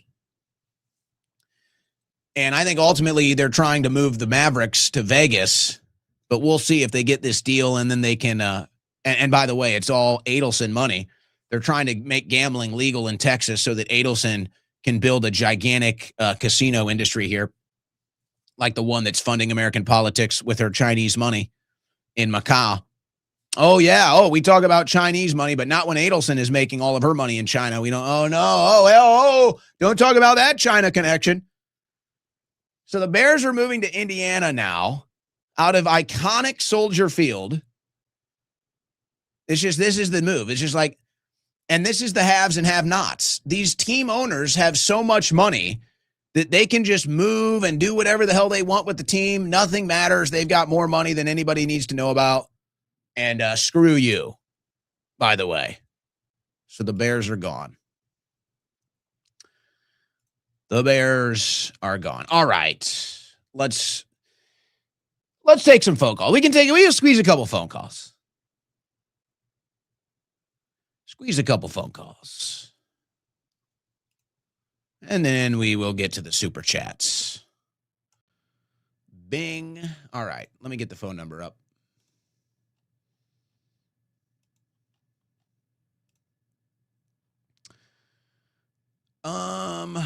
No. I don't like that. Do I like that? I think that'll work. I think that'll have to work for today. All right. 747-200-5560.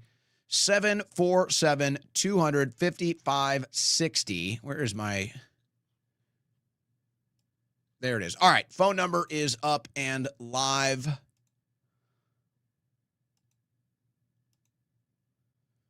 Remember, there's one line. Well, technically, there's two lines. But when I pick up, when you hear my voice, that is you on the air. I just ask you your name and where you're from. That's it. So, first caller of the show. What's your name? Where you're from? Mike, North Carolina. All right, Mike, what's up? What's up, buddy? I'm on my phone, so I can't hear you responding in real time. What are you talking about? That is the real time.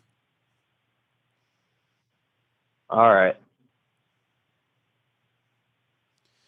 Okay. Well, look, you're on the air. It's 30 seconds. I don't, you're on the phone with me. I'm sorry, Mike. I just don't know. I got to take a caller that's going to talk. All right, next caller. What's your name? Where you're from? You're on the air. It's 30 seconds. Ross. Okay. Guys, I know like traditional talk radio is like a dying thing. And so I can't get mad at people not understanding how to use a phone for a radio show. And I guess even using a phone isn't a thing. People don't even make calls anymore. Guys, I appreciate these are obviously new callers. So I don't want to turn off any new callers. Okay. So I appreciate the new calls. I didn't realize how I have to explain this. When you call into the show, you need to use your phone. So you don't call into the show and then try to talk to me through your computer or whatever it is you're listening to the show on or watching the show on. If you call me, you need to talk to me through the phone. I'm on the phone line with you. I'm not communicating with you through the show. I'm going to, if this doesn't work, guys, if this third caller in a row can't use a phone, I'm not trying to be mean. I can't do this. Like, this is, like, what are we doing, guys? All right, next caller. What's your name? Where you're from?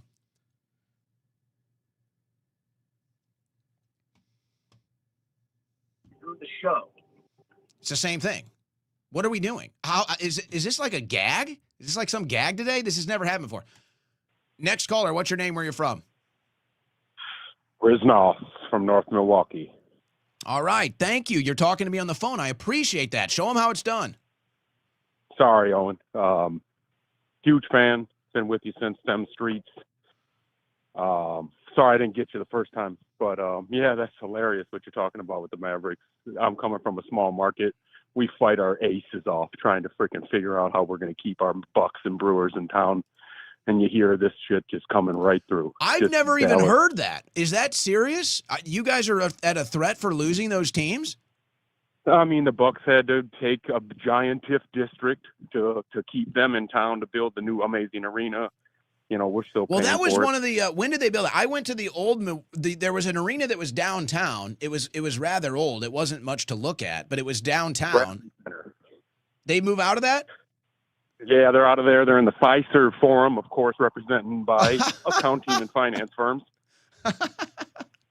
But yeah, no, it's a beautiful arena. It was great. It was during the Giannis times. We won a championship, and it kept going, going all the way back to the old county stadium where I used to watch your lovely Cards play. It's just, it's just a mind blowing thing how we let all this go. The old county stadium where Mark McGuire had a home run taken back from him. He should have had 71 that year. They took one back. Long-time follower, loving the show. Love you out on your own, man. You're killing it. Absolutely loving it. Appreciate that. and I gotta say, I hope the Brewers shouldn't leave. You guys have one of the finer stadiums up there. I don't know what it's called now. Is it still Miller Park? Nope, they changed that on us too, over to an insurance company, American Family. Oh, well, you know what? At least you're still in the same stadium. That's a nice one. I like that one. Very spacious, very comfortable. It is. But yeah, I guess I wanted to touch on what you're talking about with X. I'm not a social media lover. I mean, the only social media I got down with was your band out video and trying to get with you guys there because I love the message. And it's just, I'm seeing it too. I feel like a noob, but at the same time, I'm still just blown away by how it's changed in 2 years. Well, and you know, you have to be so strategic about it now because it's a two-way interaction. And so I'm interpreting what you're saying here, and it sounds like you're kind of like, hey, I can get on X and I know how to use it from its basic functions, but you don't know how to like use it to drive a result that you want. I don't know if that's making sense, but it's like here's what I have to do. And people kind of probably see this on X and they think, why is Schroyer doing that? Every once in a while, and it's not that I don't like this stuff. I still like sports. I still like movies. I've just decided to start talking about that and not just do pure politics. But what happens with the X algorithm is, so there's a app or a website called 82-0 for basketball teams. I don't know if you've seen it. It's this little game where you try to pick a squad and then an AI tells you if it's going to be 82-0 or not. And it's like a top trend on X. So I was like, okay, I'm going to tap into this algorithm with this trend, and I'm going to do an 82-0 post. And that's also going to offset the algorithm that punishes me for doing politics all day long, and it's going to reward me for talking sports. So what the AI algorithm is being trained to do now, it's to punish you if you share news, it's to punish you if you do pure politics, and the only way you can even try to manage that and manage some level of normalcy there is you have to have a two-way street. So you have to post about slop. You have to post slop. You have to post sports, funny stuff, original stuff. If you do the pure politics, you get hit with the algorithm. If you're not tapping into the trends on other popular stuff, you're not getting rewarded by the algorithm. It's punishing you for this stuff. So you kind of have to learn how to use it, which for me, okay, I get that. This is my job. But for somebody like you that has a specific purpose, it's like, hey, I just want to open the app and get my news. They're destroying it for you. And if you dragged your feet, and never try to get active or try to get a following or do anything, now what do? You used to think, hey, I watched this 2 years ago. I see what's going on. No, now you're right. I mean, I can still handle a little goy slop. That's why I can still follow you. I love it. I'm a sports nut at heart. I've been there my whole life. I'm a sports nut, but I had to just step away because of the circuses and the coliseums, and I get the picture. But they're finding a way to keep us locked. That's what it is. They want to keep us stupid, and X was getting people into a different realm of information and understanding and interpreting information, and even to a certain extent, it is a tool for retaining information, right? You can bookmark stuff, you can like stuff, you can put stuff on lists. It even does a good job with retention and comprehension. And so they hate that. They can't have us informed. They need us dumbed down and stupid. And so you kind of play it with them, right? It's like, this is the world you have, not even just online, even in the real world. It's like, you kind of have to play games with them.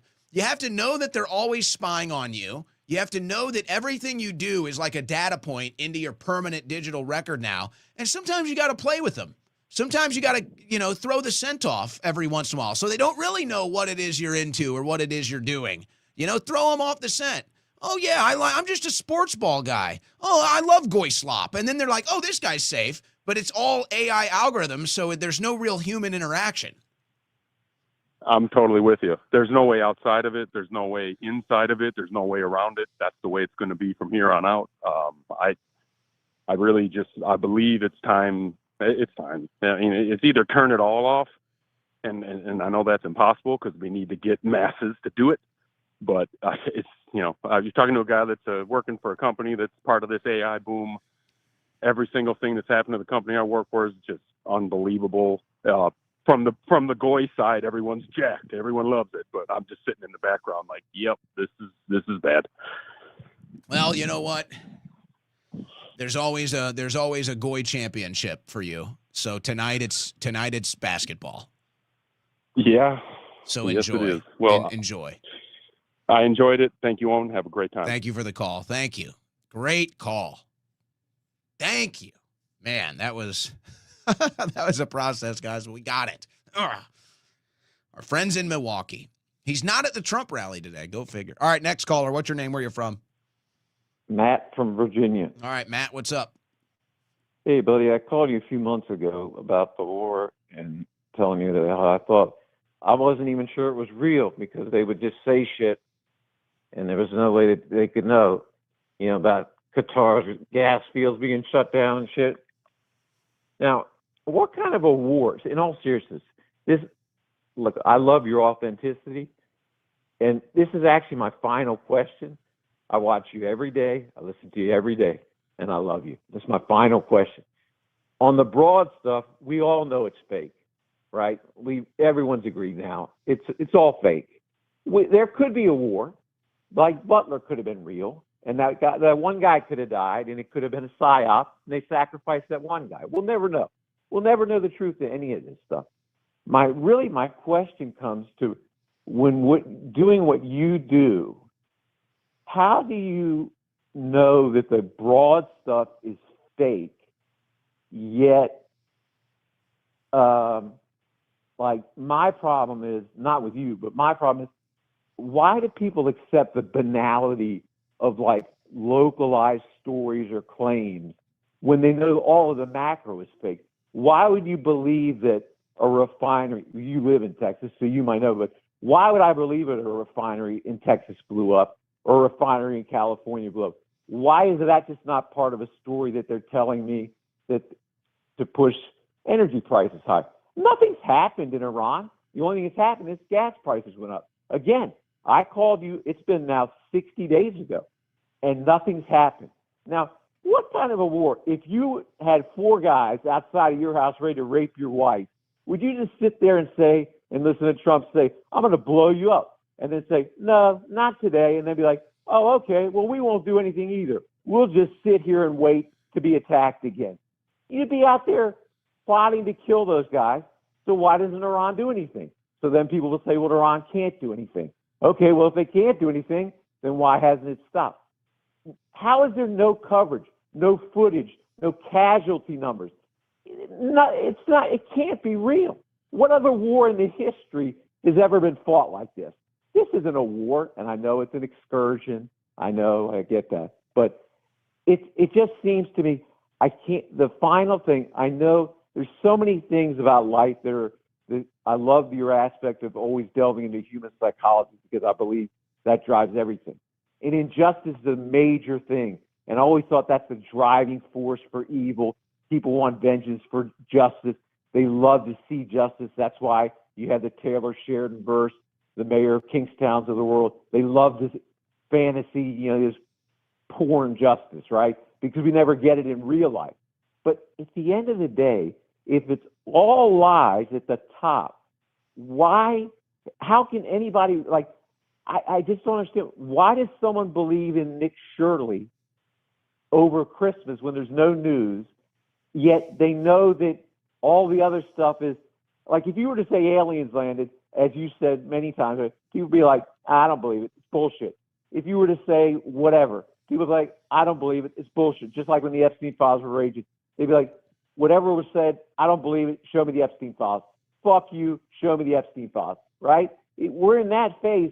So why does everybody accept that local news or I guess more close to home, even if you can't see, I'm in Virginia. I have no fucking idea what's happening in Texas. But why would I believe that? Or why are people more susceptible?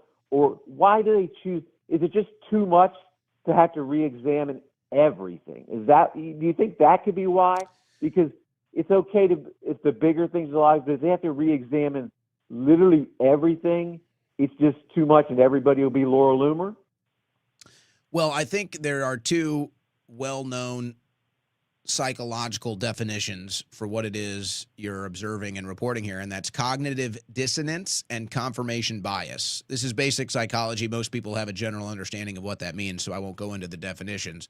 But that's essentially what you're describing here is confirmation bias and cognitive dissonance. Now, if you want to get more directional with it or more specific with it, I think that this is why you call into the show and you're rambling a bit here, because it is so hard to put into words. It's like, it's so ironic that it's like beyond irony. It's like, it's not even real. It's not even fathomable. And this is part of the frustration that I express here every day with MAGA. And it's just like, what happened here? It's like, you're not getting what you voted for and you're happy about it. I can't relate to that. What is that? That's confirmation bias. That's cognitive dissonance. But I also think to a certain degree, you and I are overthinking it. We assume, and this is also natural in human psychology, we assume that everybody, at least somewhat, thinks like us and kind of processes and reacts to information like us, even if they have different politics or whatever. It's like we still kind of go through this same process. And the truth is that's just not true. When you're processing information, there's some sort of a meaning to you, and then it's a larger picture that you're plugging that new piece of data, that new piece of information into. You're part of the 1%. That's why I tell my audience, if you listen to the show, you're part of the 1% of people that care and are informed. You're in that 1% echelon. It's very rare. Most people don't think that way. That's why you just hurt me when you said I was rambling. That hurt my feelings. I'm not going to lie to you. That hurt me. That's why I could never do what you do. Well, I ramble for 3 hours a day. So, I mean, no, you don't. You're very articulate. I like to think of myself as articulate. Now I'm a bad caller. And I don't. No. How did you? This is how Rush Limbaugh would say it. We're giving you the platform. So you do with it what it is you want to do with it with your phone call. I didn't mean that you were rambling aimlessly. I just mean it's like you're searching for the words. You're searching for the right description of what it is that you're witnessing here, and it's insane. What you're witnessing is insane. So how do you put it into words? I didn't mean you were rambling aimlessly. I just meant it's like you're searching for the right explanation to get people to understand what you're trying to describe. But it's really just confirmation bias. It's really just cognitive dissonance. And it's really just, yes, as you described it, it's too much information. It's too much to process. It's too much to put together. That's one way of putting it. But I don't even think it's that deep. I think it's read and react and move on. There's no retention. There's no context. There's no connection. It's just, oh, this is one thing. It's isolated. I'm going to read and respond to this, and then that's it. And you understand that's not how the world works. So when you witness this behavior, you're like, what in the hell? How does that, what are you doing here? Like what, like, I mean, I can end on this, or I could talk to you forever, but like, whatever happened to those Nebraska fires? Like, those were like the biggest fires ever. And I can't find anything on them ever again. They were mentioned like twice. And well, I mean, now no one speaks. That's why part of what I do here, and I'm glad you recognize the effort, is I'm trying to bring you the stories nobody else will. It's like today with the AI, I monitor the mainstream news. I've been watching TV since 8 in the morning. Not a single network news outlet has ran with this story about one of the top, if not the top AI company, Anthropic, is warning we got to put a stop to this right now. And nobody's picking this up. It's like, how is that even real? Maybe Brother, that's why. Maybe that's why the stock. Real. Yeah, well, maybe that's why the stock is collapsing today, because they're warning that AI is going to take over everything. So people are trying to get into real assets like gold or something. Hey, thank you for the call. Appreciate that. We got to take another one. 2 good calls in a row. They're making it up. We're back. We're back. We're so back. All right, next caller. What's your name? Where you from? Yeah. What's your name? Where you from? Hello. Hey, Owen, Don from Orange County. Thank you, Don. Been taking a break from TV, social media, and stuff for a little while. And January 15th, I made a decision to get in the best shape of my life. This is my year. I turned 60.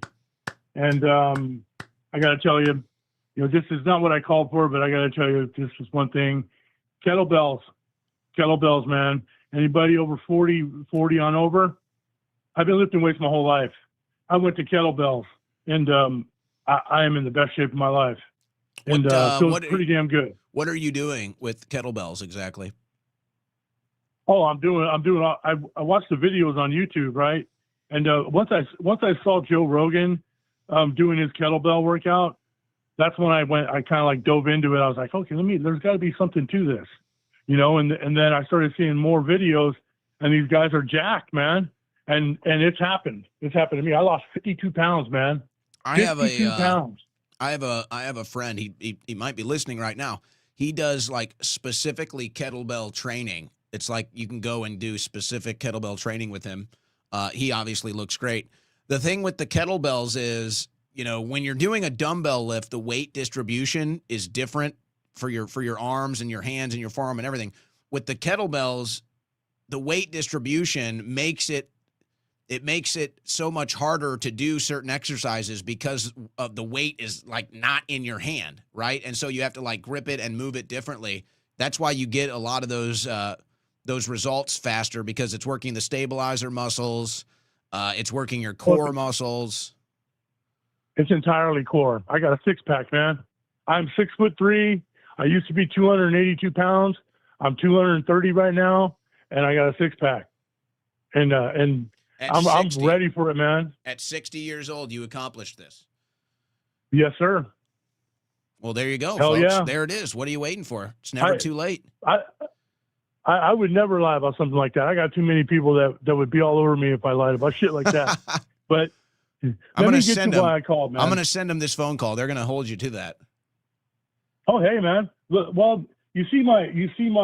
Well, this is not super chat, but on super chat, you see my picture on my profile. That was in 2016. I was 50 years old there with them big ass guns I had, and the last 10 years, I thought I just kept getting bigger and bigger, and putting on sides and thinking it was a good thing. But when you get older, you don't, you can't be dragging that shit around anymore, man. And the lust for just leaning out and cleaning out and everything starts to become more of a priority health wise. And, I'm a dad. I want to live as long as I can for my son, especially the way the world is now. So I took all that into perspective, and it's all paid off, and I'm hooked, man. It's a lifestyle adjustment and a lifestyle choice you make. So I mean, I'm a horrible dinner date. I'm eating specific things. I'm serious, man. Well, no, you can eat, you eat your thing. She can eat whatever she wants. So it's not, they should be okay with that. Hey, this is a family show, man. Like, hey, let me get to why I called, man.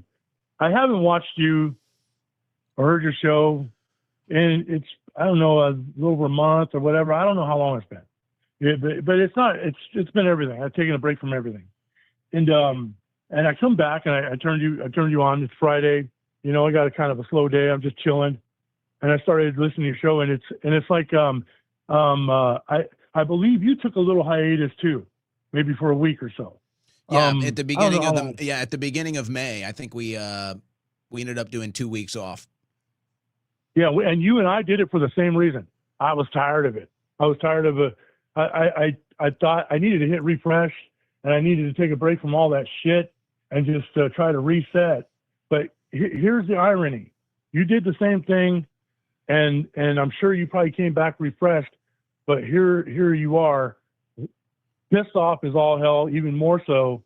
And what I'm trying to tell you is it's not going to get any better.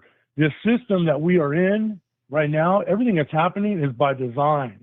It's these demons don't think in days, hours, or weeks, or even years. They think in decades and centuries. Yeah. It's about staying in power, and the governments of the countries they all revolve around the middle of there's a certain group of people or demonic people that are controlling all that shit. All I gotta say is, get to know your neighbors. I've said this before. Get to know your neighbors. Develop some sort of plan, because you're gonna need it, man. We're gonna need it. I live downhill from a water treatment place, and the water is poison. And let me tell you something.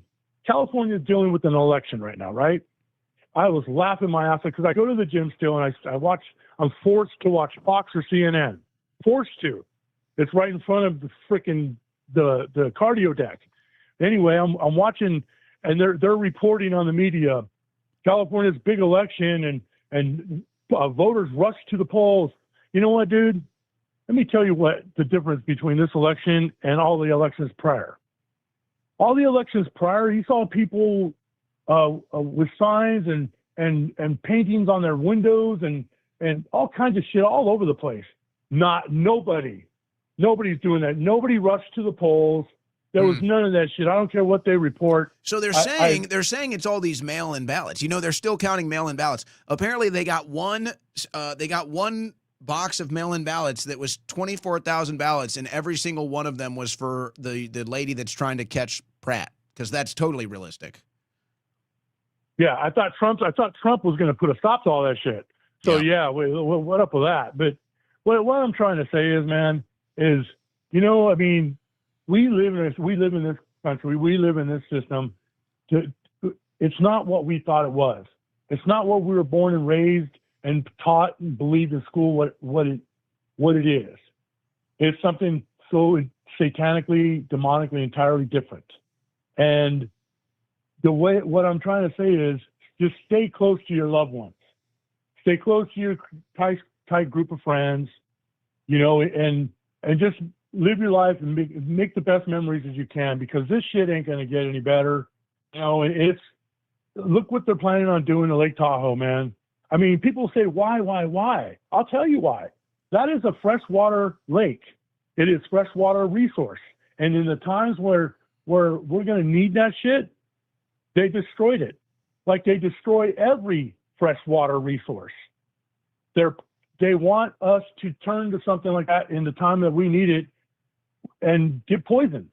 They're there to kill us, man. They want our souls.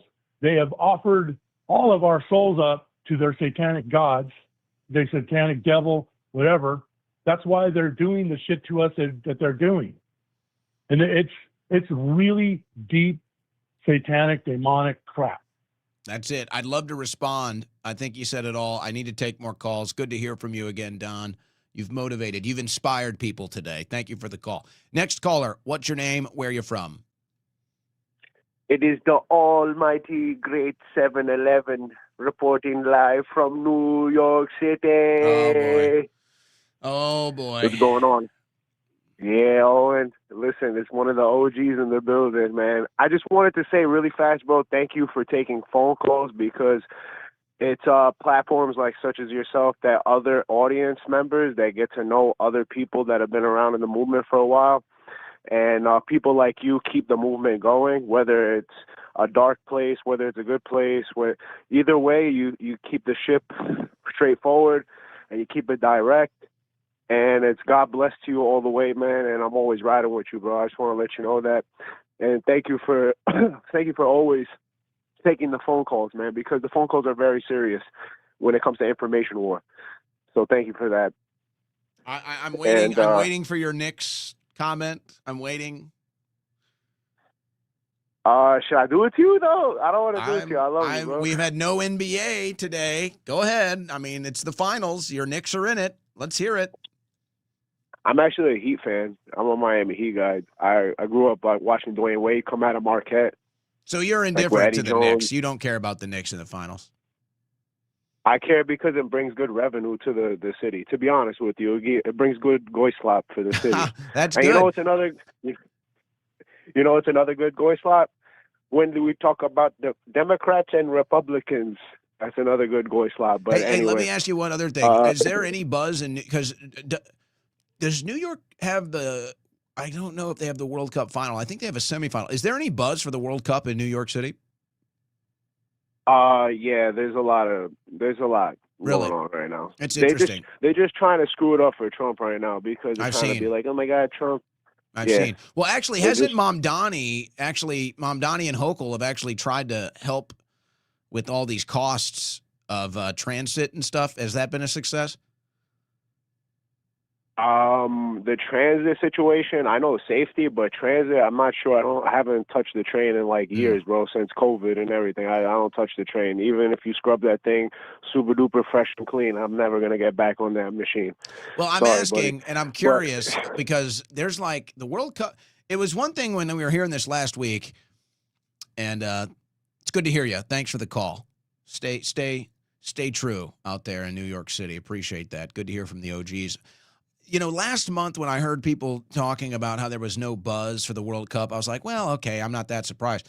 We're like a week away now, and there's still no buzz. I mean, nothing.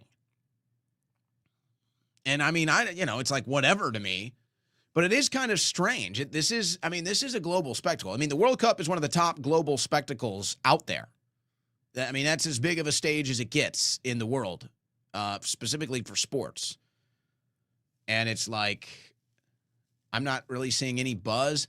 You'd think there'd be like massive marketing campaigns and branding campaigns and like everything being sold with the World Cup. It's like there's nothing on TV, just nothing anywhere.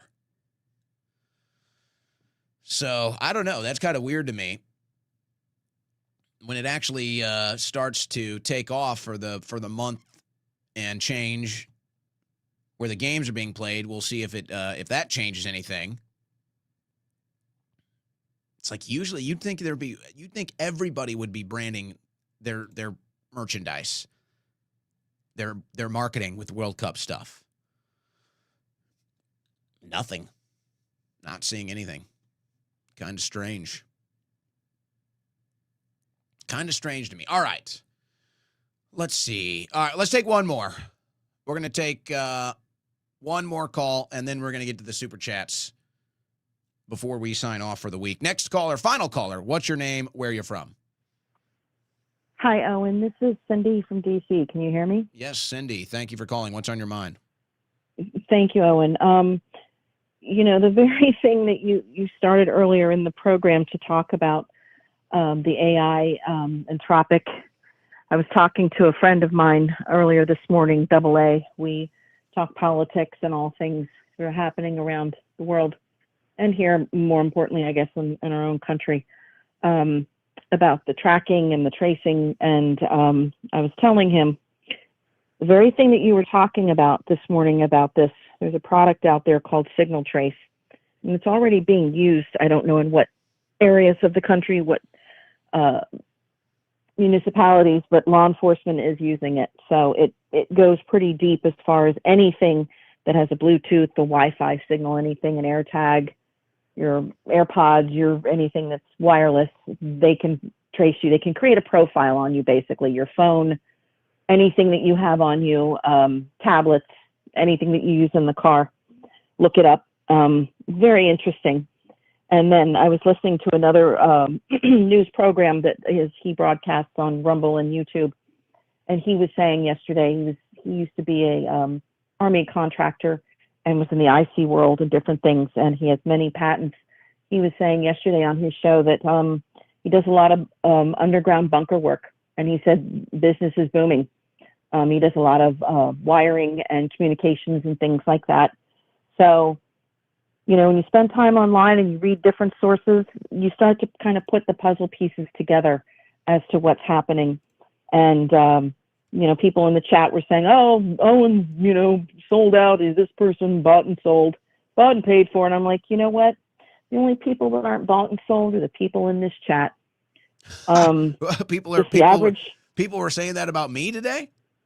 Oh, yeah. It was in the chat with a lot of other slop that people put in there. Who do people think owns me? I'm curious. I mean, it's like some of it's so ridiculous. Has anybody made a reasonable case against me? I don't know, sir, but they were saying it in the chat, and I was like, you know what? I don't really care anymore. It doesn't matter. I'm tired of trying to figure out who's committing fraud, and I'm not accusing you of that. Let's be honest. I did not think that, but I just thought people put things in online, and they have no back it up. Either you have proof or don't say it. They just say provocative things, I guess, to get a rise out of people. And that's what it's all about. But when they really don't do their research and their due diligence, I turn them off. I could care less. because I'm not here to track everybody and what they're doing or how they earn their money. Quite honestly, I only care about what's happening with me. And the previous caller you just had on, the gentleman that lost the weight and is getting in shape, well done, sir. That's what everybody should be doing. They should be focusing on getting their health together, Amen to that. getting their own Yeah. finances together, just living a clean life and doing what they're supposed to be doing if they have family, extended family, taking care of them, teaching them, educating them not to go and listen to slop, because a lot of it is, and it's just provocative, and to teach them the difference. Because quite honestly, there's forces, there's companies or oligarchs, whatever you want to call them, and they're out there and they've got their plans. They're moving forward. There are so many data centers coming in to Virginia. It's mind-numbing. It's stunning, the amount of data centers that are being built in Virginia, and they're not even finished yet. So I just wanted to thank you for this platform. Thank you for the opportunity to call in, that we can speak truth to some of this, and just keep it going, sir. Well, appreciate it. Great calls after we got through a little bit of a little uphill battle to start the phone lines today. We ended up with great calls. Thank you, Cindy. And there's a lot of stuff I would like to respond to, but we are coming up on the end of the show. I will say this, and she was talking about some stuff she has in Florida where she knows some people that are talking about the bunkers. You're in the bunker industry. A lot of that stuff has gone public. A lot of that stuff has actually been covered about Trump family and associates all buying bunkers. And it's funny too. All these escape plans are in New Zealand and Argentina, which supposedly are the two countries where Israel's nukes can't reach. But whatever. I'm sure that's a coincidence. Austin is a big tech hub now. It's kind of a miniature LA. It's a big tech hub, big entertainment hub. And I talk to a lot of people that are in the tech sector. And I don't get too much into this because, I guess it is hearsay. But they tell me similar things. It's like if I get something, if they tell me something that I can substantially, back up or prove it with news developments, I will. But otherwise, when, people come up to me and share insider stuff, I might use it for some of my coverage. All I'm saying is I hear similar things from people that are big in tech, big in AI, as far as what's really going on behind the scenes. And I don't think it's anything that would surprise you if I said it, but it's just like, yeah, the people that are actually involved in these industries are looking for somebody to tell, even if it's their neighbor. But I don't think anybody should trust me. You don't have to trust me if you don't want to. It's my job to earn your trust, or it's my job to earn your time to be an audience here. That's on me. And so I don't really get the whole, I'm as independent as I'm like as independent as it gets. But at the end of the day, I think what it is that people are looking for, it's what is the agenda? It's like so much of right-wing media now is agenda driven. And it's not an agenda of truth. It's not an agenda of transparency. It's not an agenda to improve anything. It's some political agenda. It's some financial agenda. And that's why people are so tuned out of, I think, right-wing media or just media in general. So I don't think I could be interpretive as having any other agenda except the truth, or trying to get as close to it. Or at least we spend 3 hours together, we have a good time, we leave here with some information, and we kind of laugh at our status in the world, this clown world. But that's why it's always important.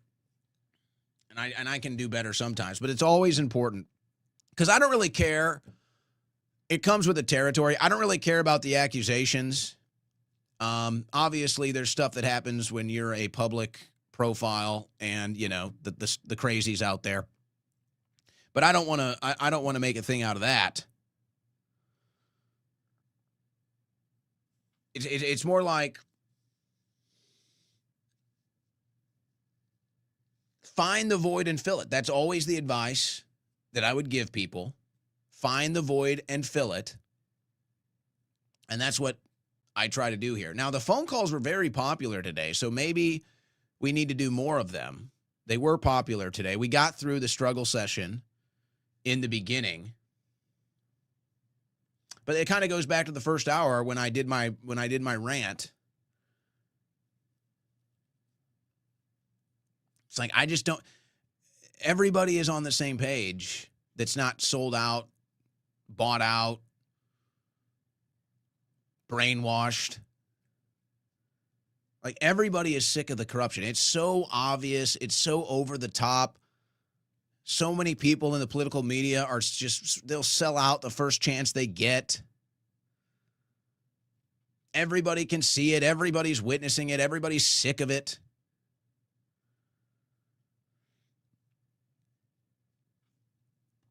So I'm just like trying everything I can to not be that, to never be that. So I don't really care about the accusations you get when you're in political media. But it does, it's a little, it does hurt the soul a little bit when you know you've committed to being one of the good guys in the media. You know you've committed to your ethics and integrity as much as you can. I mean, nobody's perfect. But those are the ones that hurt when you get accused of being a bad person. It's like, whatever, you don't want to trust me. You don't like my news coverage. You don't like my political opinions, whatever. That's fine with me, But it's like you try to be a good person, and then people make just radical, ridiculous claims about you to try to hurt you. That's the stuff that actually sucks. Because that's the kind of stuff that it's like depressing for humanity. It's not even a personal thing. It's like, wow, you're really that brainwashed. I can't help you. That's when it becomes like this depression cycle of like, oh my God, these people are helpless. They're totally brainwashed. There's nothing I can do. There's nothing I can do. But you know what? On a funny note, we lean into some of it. It's like, the haters that think I'm in a garage. At this point, we lean into it. Okay, I'm in the garage. But it's just like, they're so dumb. I'm trying to help you. You're so dumb. If you think I'm in a garage because I have soundproofing behind me, and you think that this is a light, you think that this is the garage door and the ground level opening. Like this is the sunlight, which it's always the same, by the way. The sunlight is always the same color, same brightness. And this is the gap between the garage door and the ground. Like, where does the car go? Does the car drop to the floor? Does the car just fall down? Like, this is a light. So we kind of laugh at it. It's funny. But it's also like, wow, you really think I'm in a garage? You're really that stupid? You really don't realize that this is a light? You really think this is the garage and the floor and the space between it? It's like, I can't help you. I can't help you. If you're that gone, I can't help you. You want to be suspicious? Fine. You want to disagree? Fine. But if you're so stupid to believe and think some of the things about me or, my garage studio, I just can't help you. And it sucks because you're on my team. It's like, you're on my team. I need you scoring points. I need you getting rebounds. I need you dunking the ball. I need you playing defense. Like I'm on the same team as you. And that's why it's frustrating. All right. The callers, they got deep today. They got deep today. It takes me deep. And I wasn't intending to do that on a Friday. All right, let's pile drive.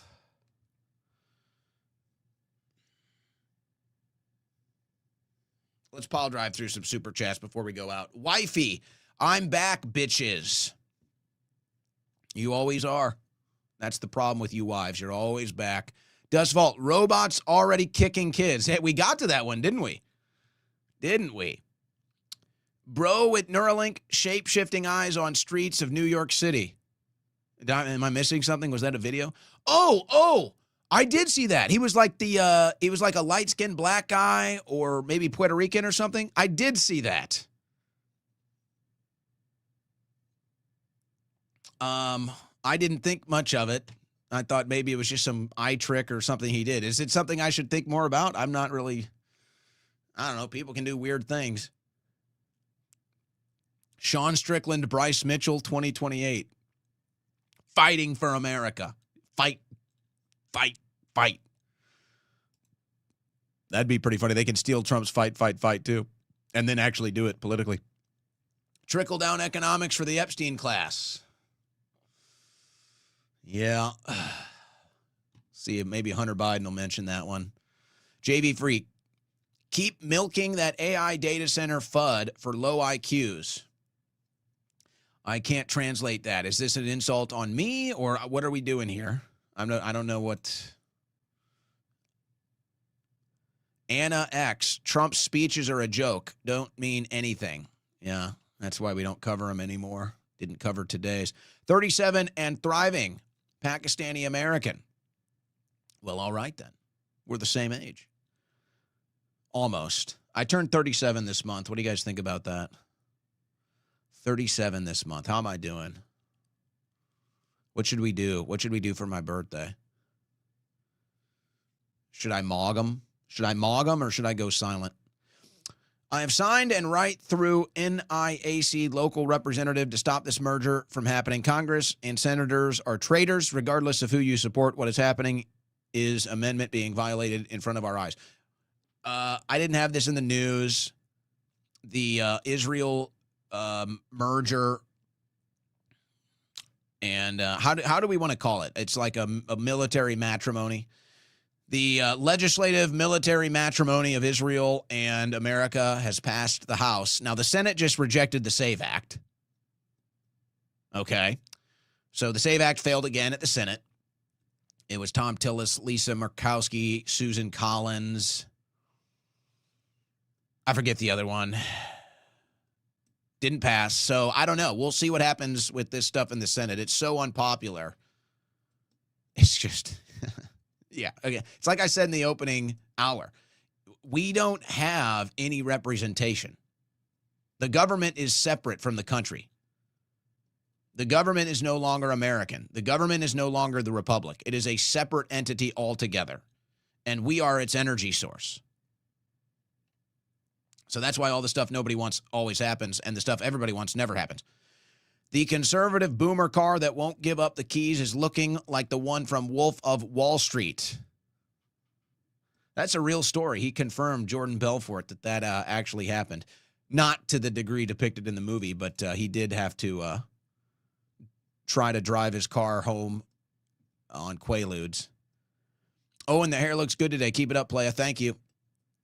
From M. You know, actually, I had a haircut for last night. My stylist had to cancel. So now I'm at least 2 weeks away from a haircut because she's gone for 2 weeks. So I don't know what's going to happen after 2 weeks, guys. Something crazy might happen in 2 weeks. Something wild might be happening here in this head of hair. What is on my head here might be different. I don't know. Pray X, preach, brother. Can't even afford food. Caregiver here. What happened to no tax on caregivers? Well, there's another lie. Another lie that MAGA has no problem with. PFF. The Ionian Adriatic waterway connection to Kushner is one I haven't heard of before and is why I tune in daily. Thanks for the show, Owen, and God bless. Damn right. Finding the void and filling it. Covering the stories no one else will. We need to add that into the drops, maybe. Exposed 305. Maybe Jesus is trying to let us all know what the whole point of what the meaning of jewel in Christ is. Have an awesome weekend, brother. You too. Looks like we're getting another one of these storms. You know, by the way, I'm just curious. I didn't want to go here. It's a little conspiratorial, but I am curious. Is anybody having rolling blackouts? Austin is having rolling blackouts.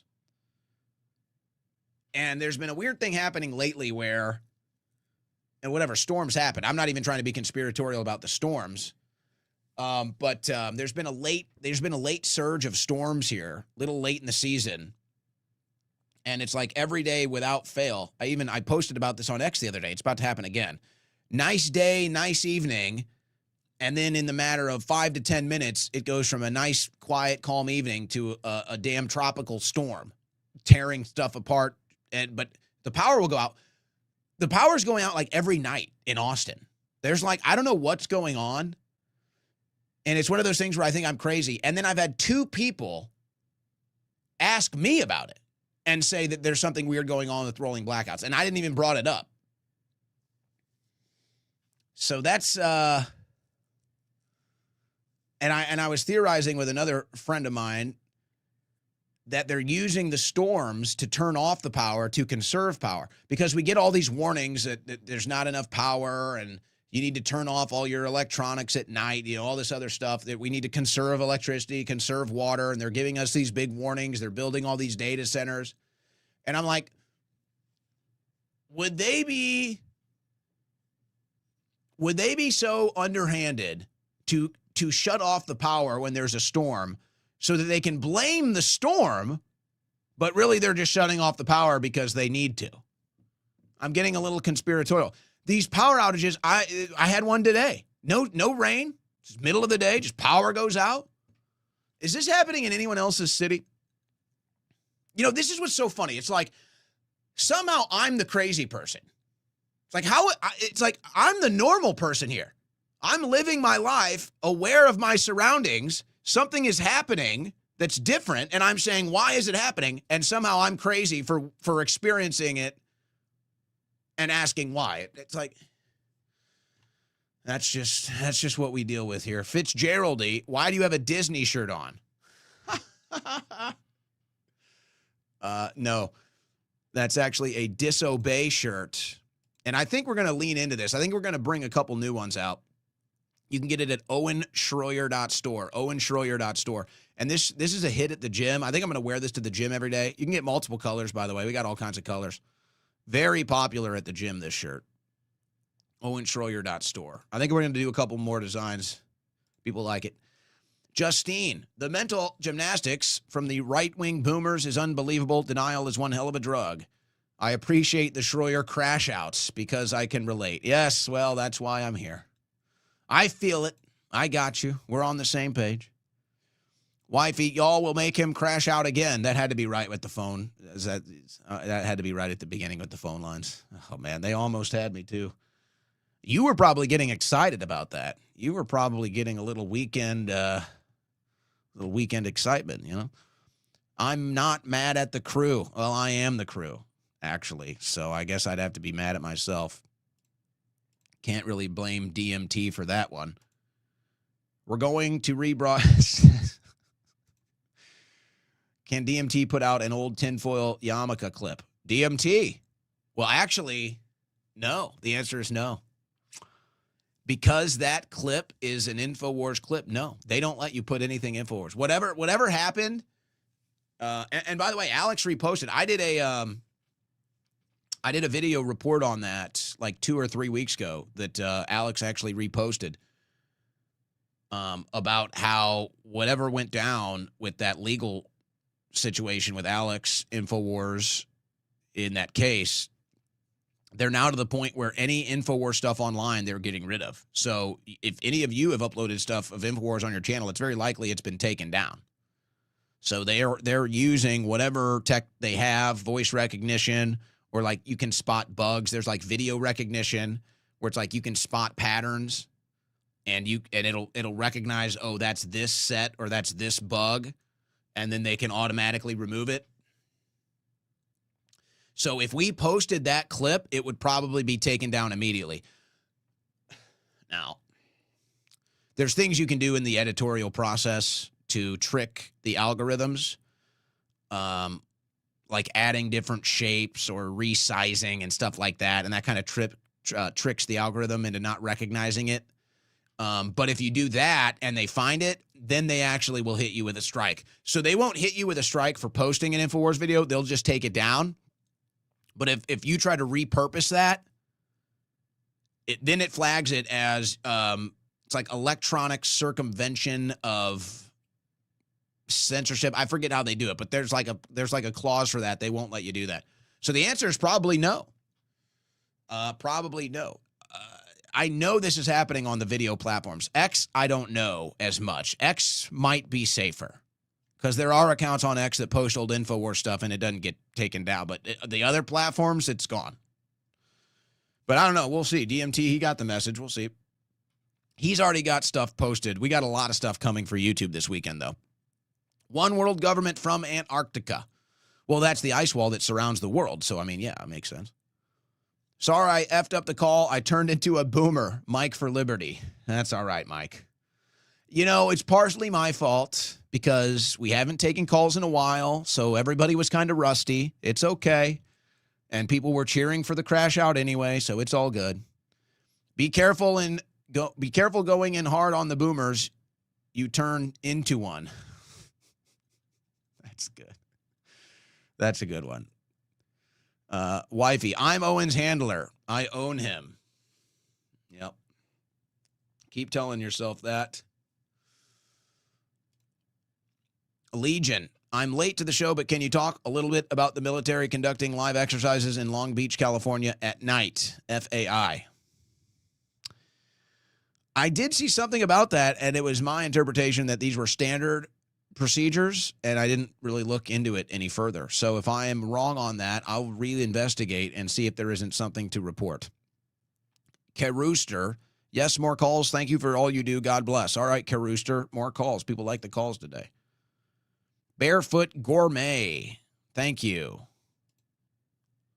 Pittsburgh Bad, when I made the garage comment, I was totally joking. Well, I know the regular audience knows it's not a garage. I'm not talking to you guys.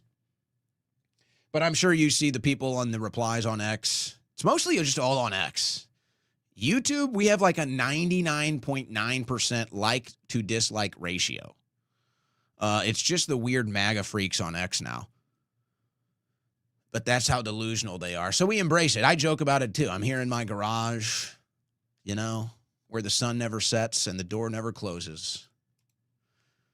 The show usually is off by 6, though. Except we're sometimes do a little bonus. Palmetto Hawk, another great show. I was able to talk with you after the Liberty Awards. I'm the old guy inspired to get back in shape. People should know how grounded and authentic you are. Great format and thanks. Thank you.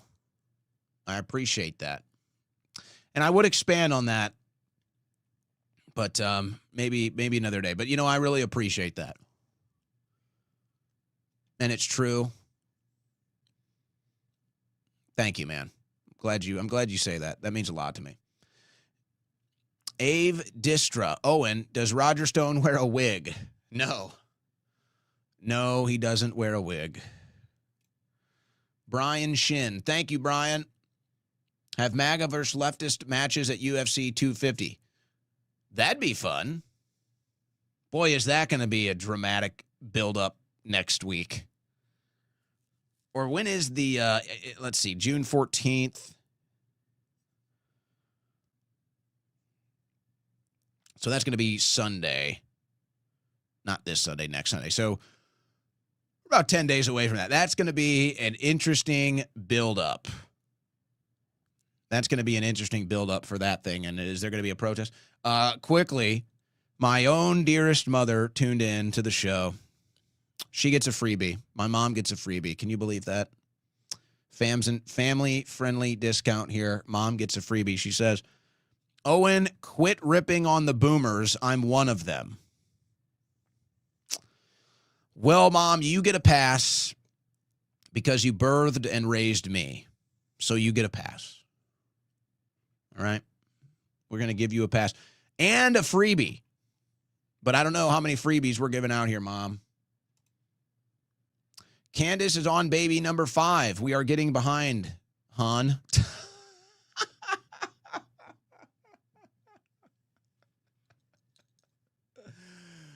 I don't think she's actually pregnant. I thought that was a loomer joke or insult or something. We are behind, though. But that's not on me. That's on you. You're not delivering babies. So I'm perfectly functioning here. So I don't know what's wrong with you. Barefoot Gourmet, second try. Love your theme song, hair and show. Couple hair compliments today. What did you mean second try? Did you, your first chat wasn't screwed up, was it? We got it. Well, appreciate that. All right, guys. Coming up on the end of the show, hope everybody has a good weekend. Spend some time outside, friends, family. Hope you get great weather. You know, it's now everybody's in summer, right? All the kids are in summer. I don't think anybody's left in school. Everybody's home from school now. It's officially summer as far as the schools are concerned. Weather's starting to get nicer. Politics still corrupt. Nothing changes there. But you know what? Find some time to enjoy life, because ultimately what Satan wants, what the devil wants, what the demons want, what all these corrupt politicians want, is they want you to be depressed. They want you to feel like a failure. They don't want you to enjoy life. They don't want you to smile and laugh and live in love. That's the thing they hate the most. So that's what we have to do the most of at the end of the day. And we got a good opportunity to do it starting right now. Right now. That's your assignment over the weekend. Live, laugh, and love to the fullest extent. We'll see you back here Monday. Same time, same channel. God bless and Godspeed.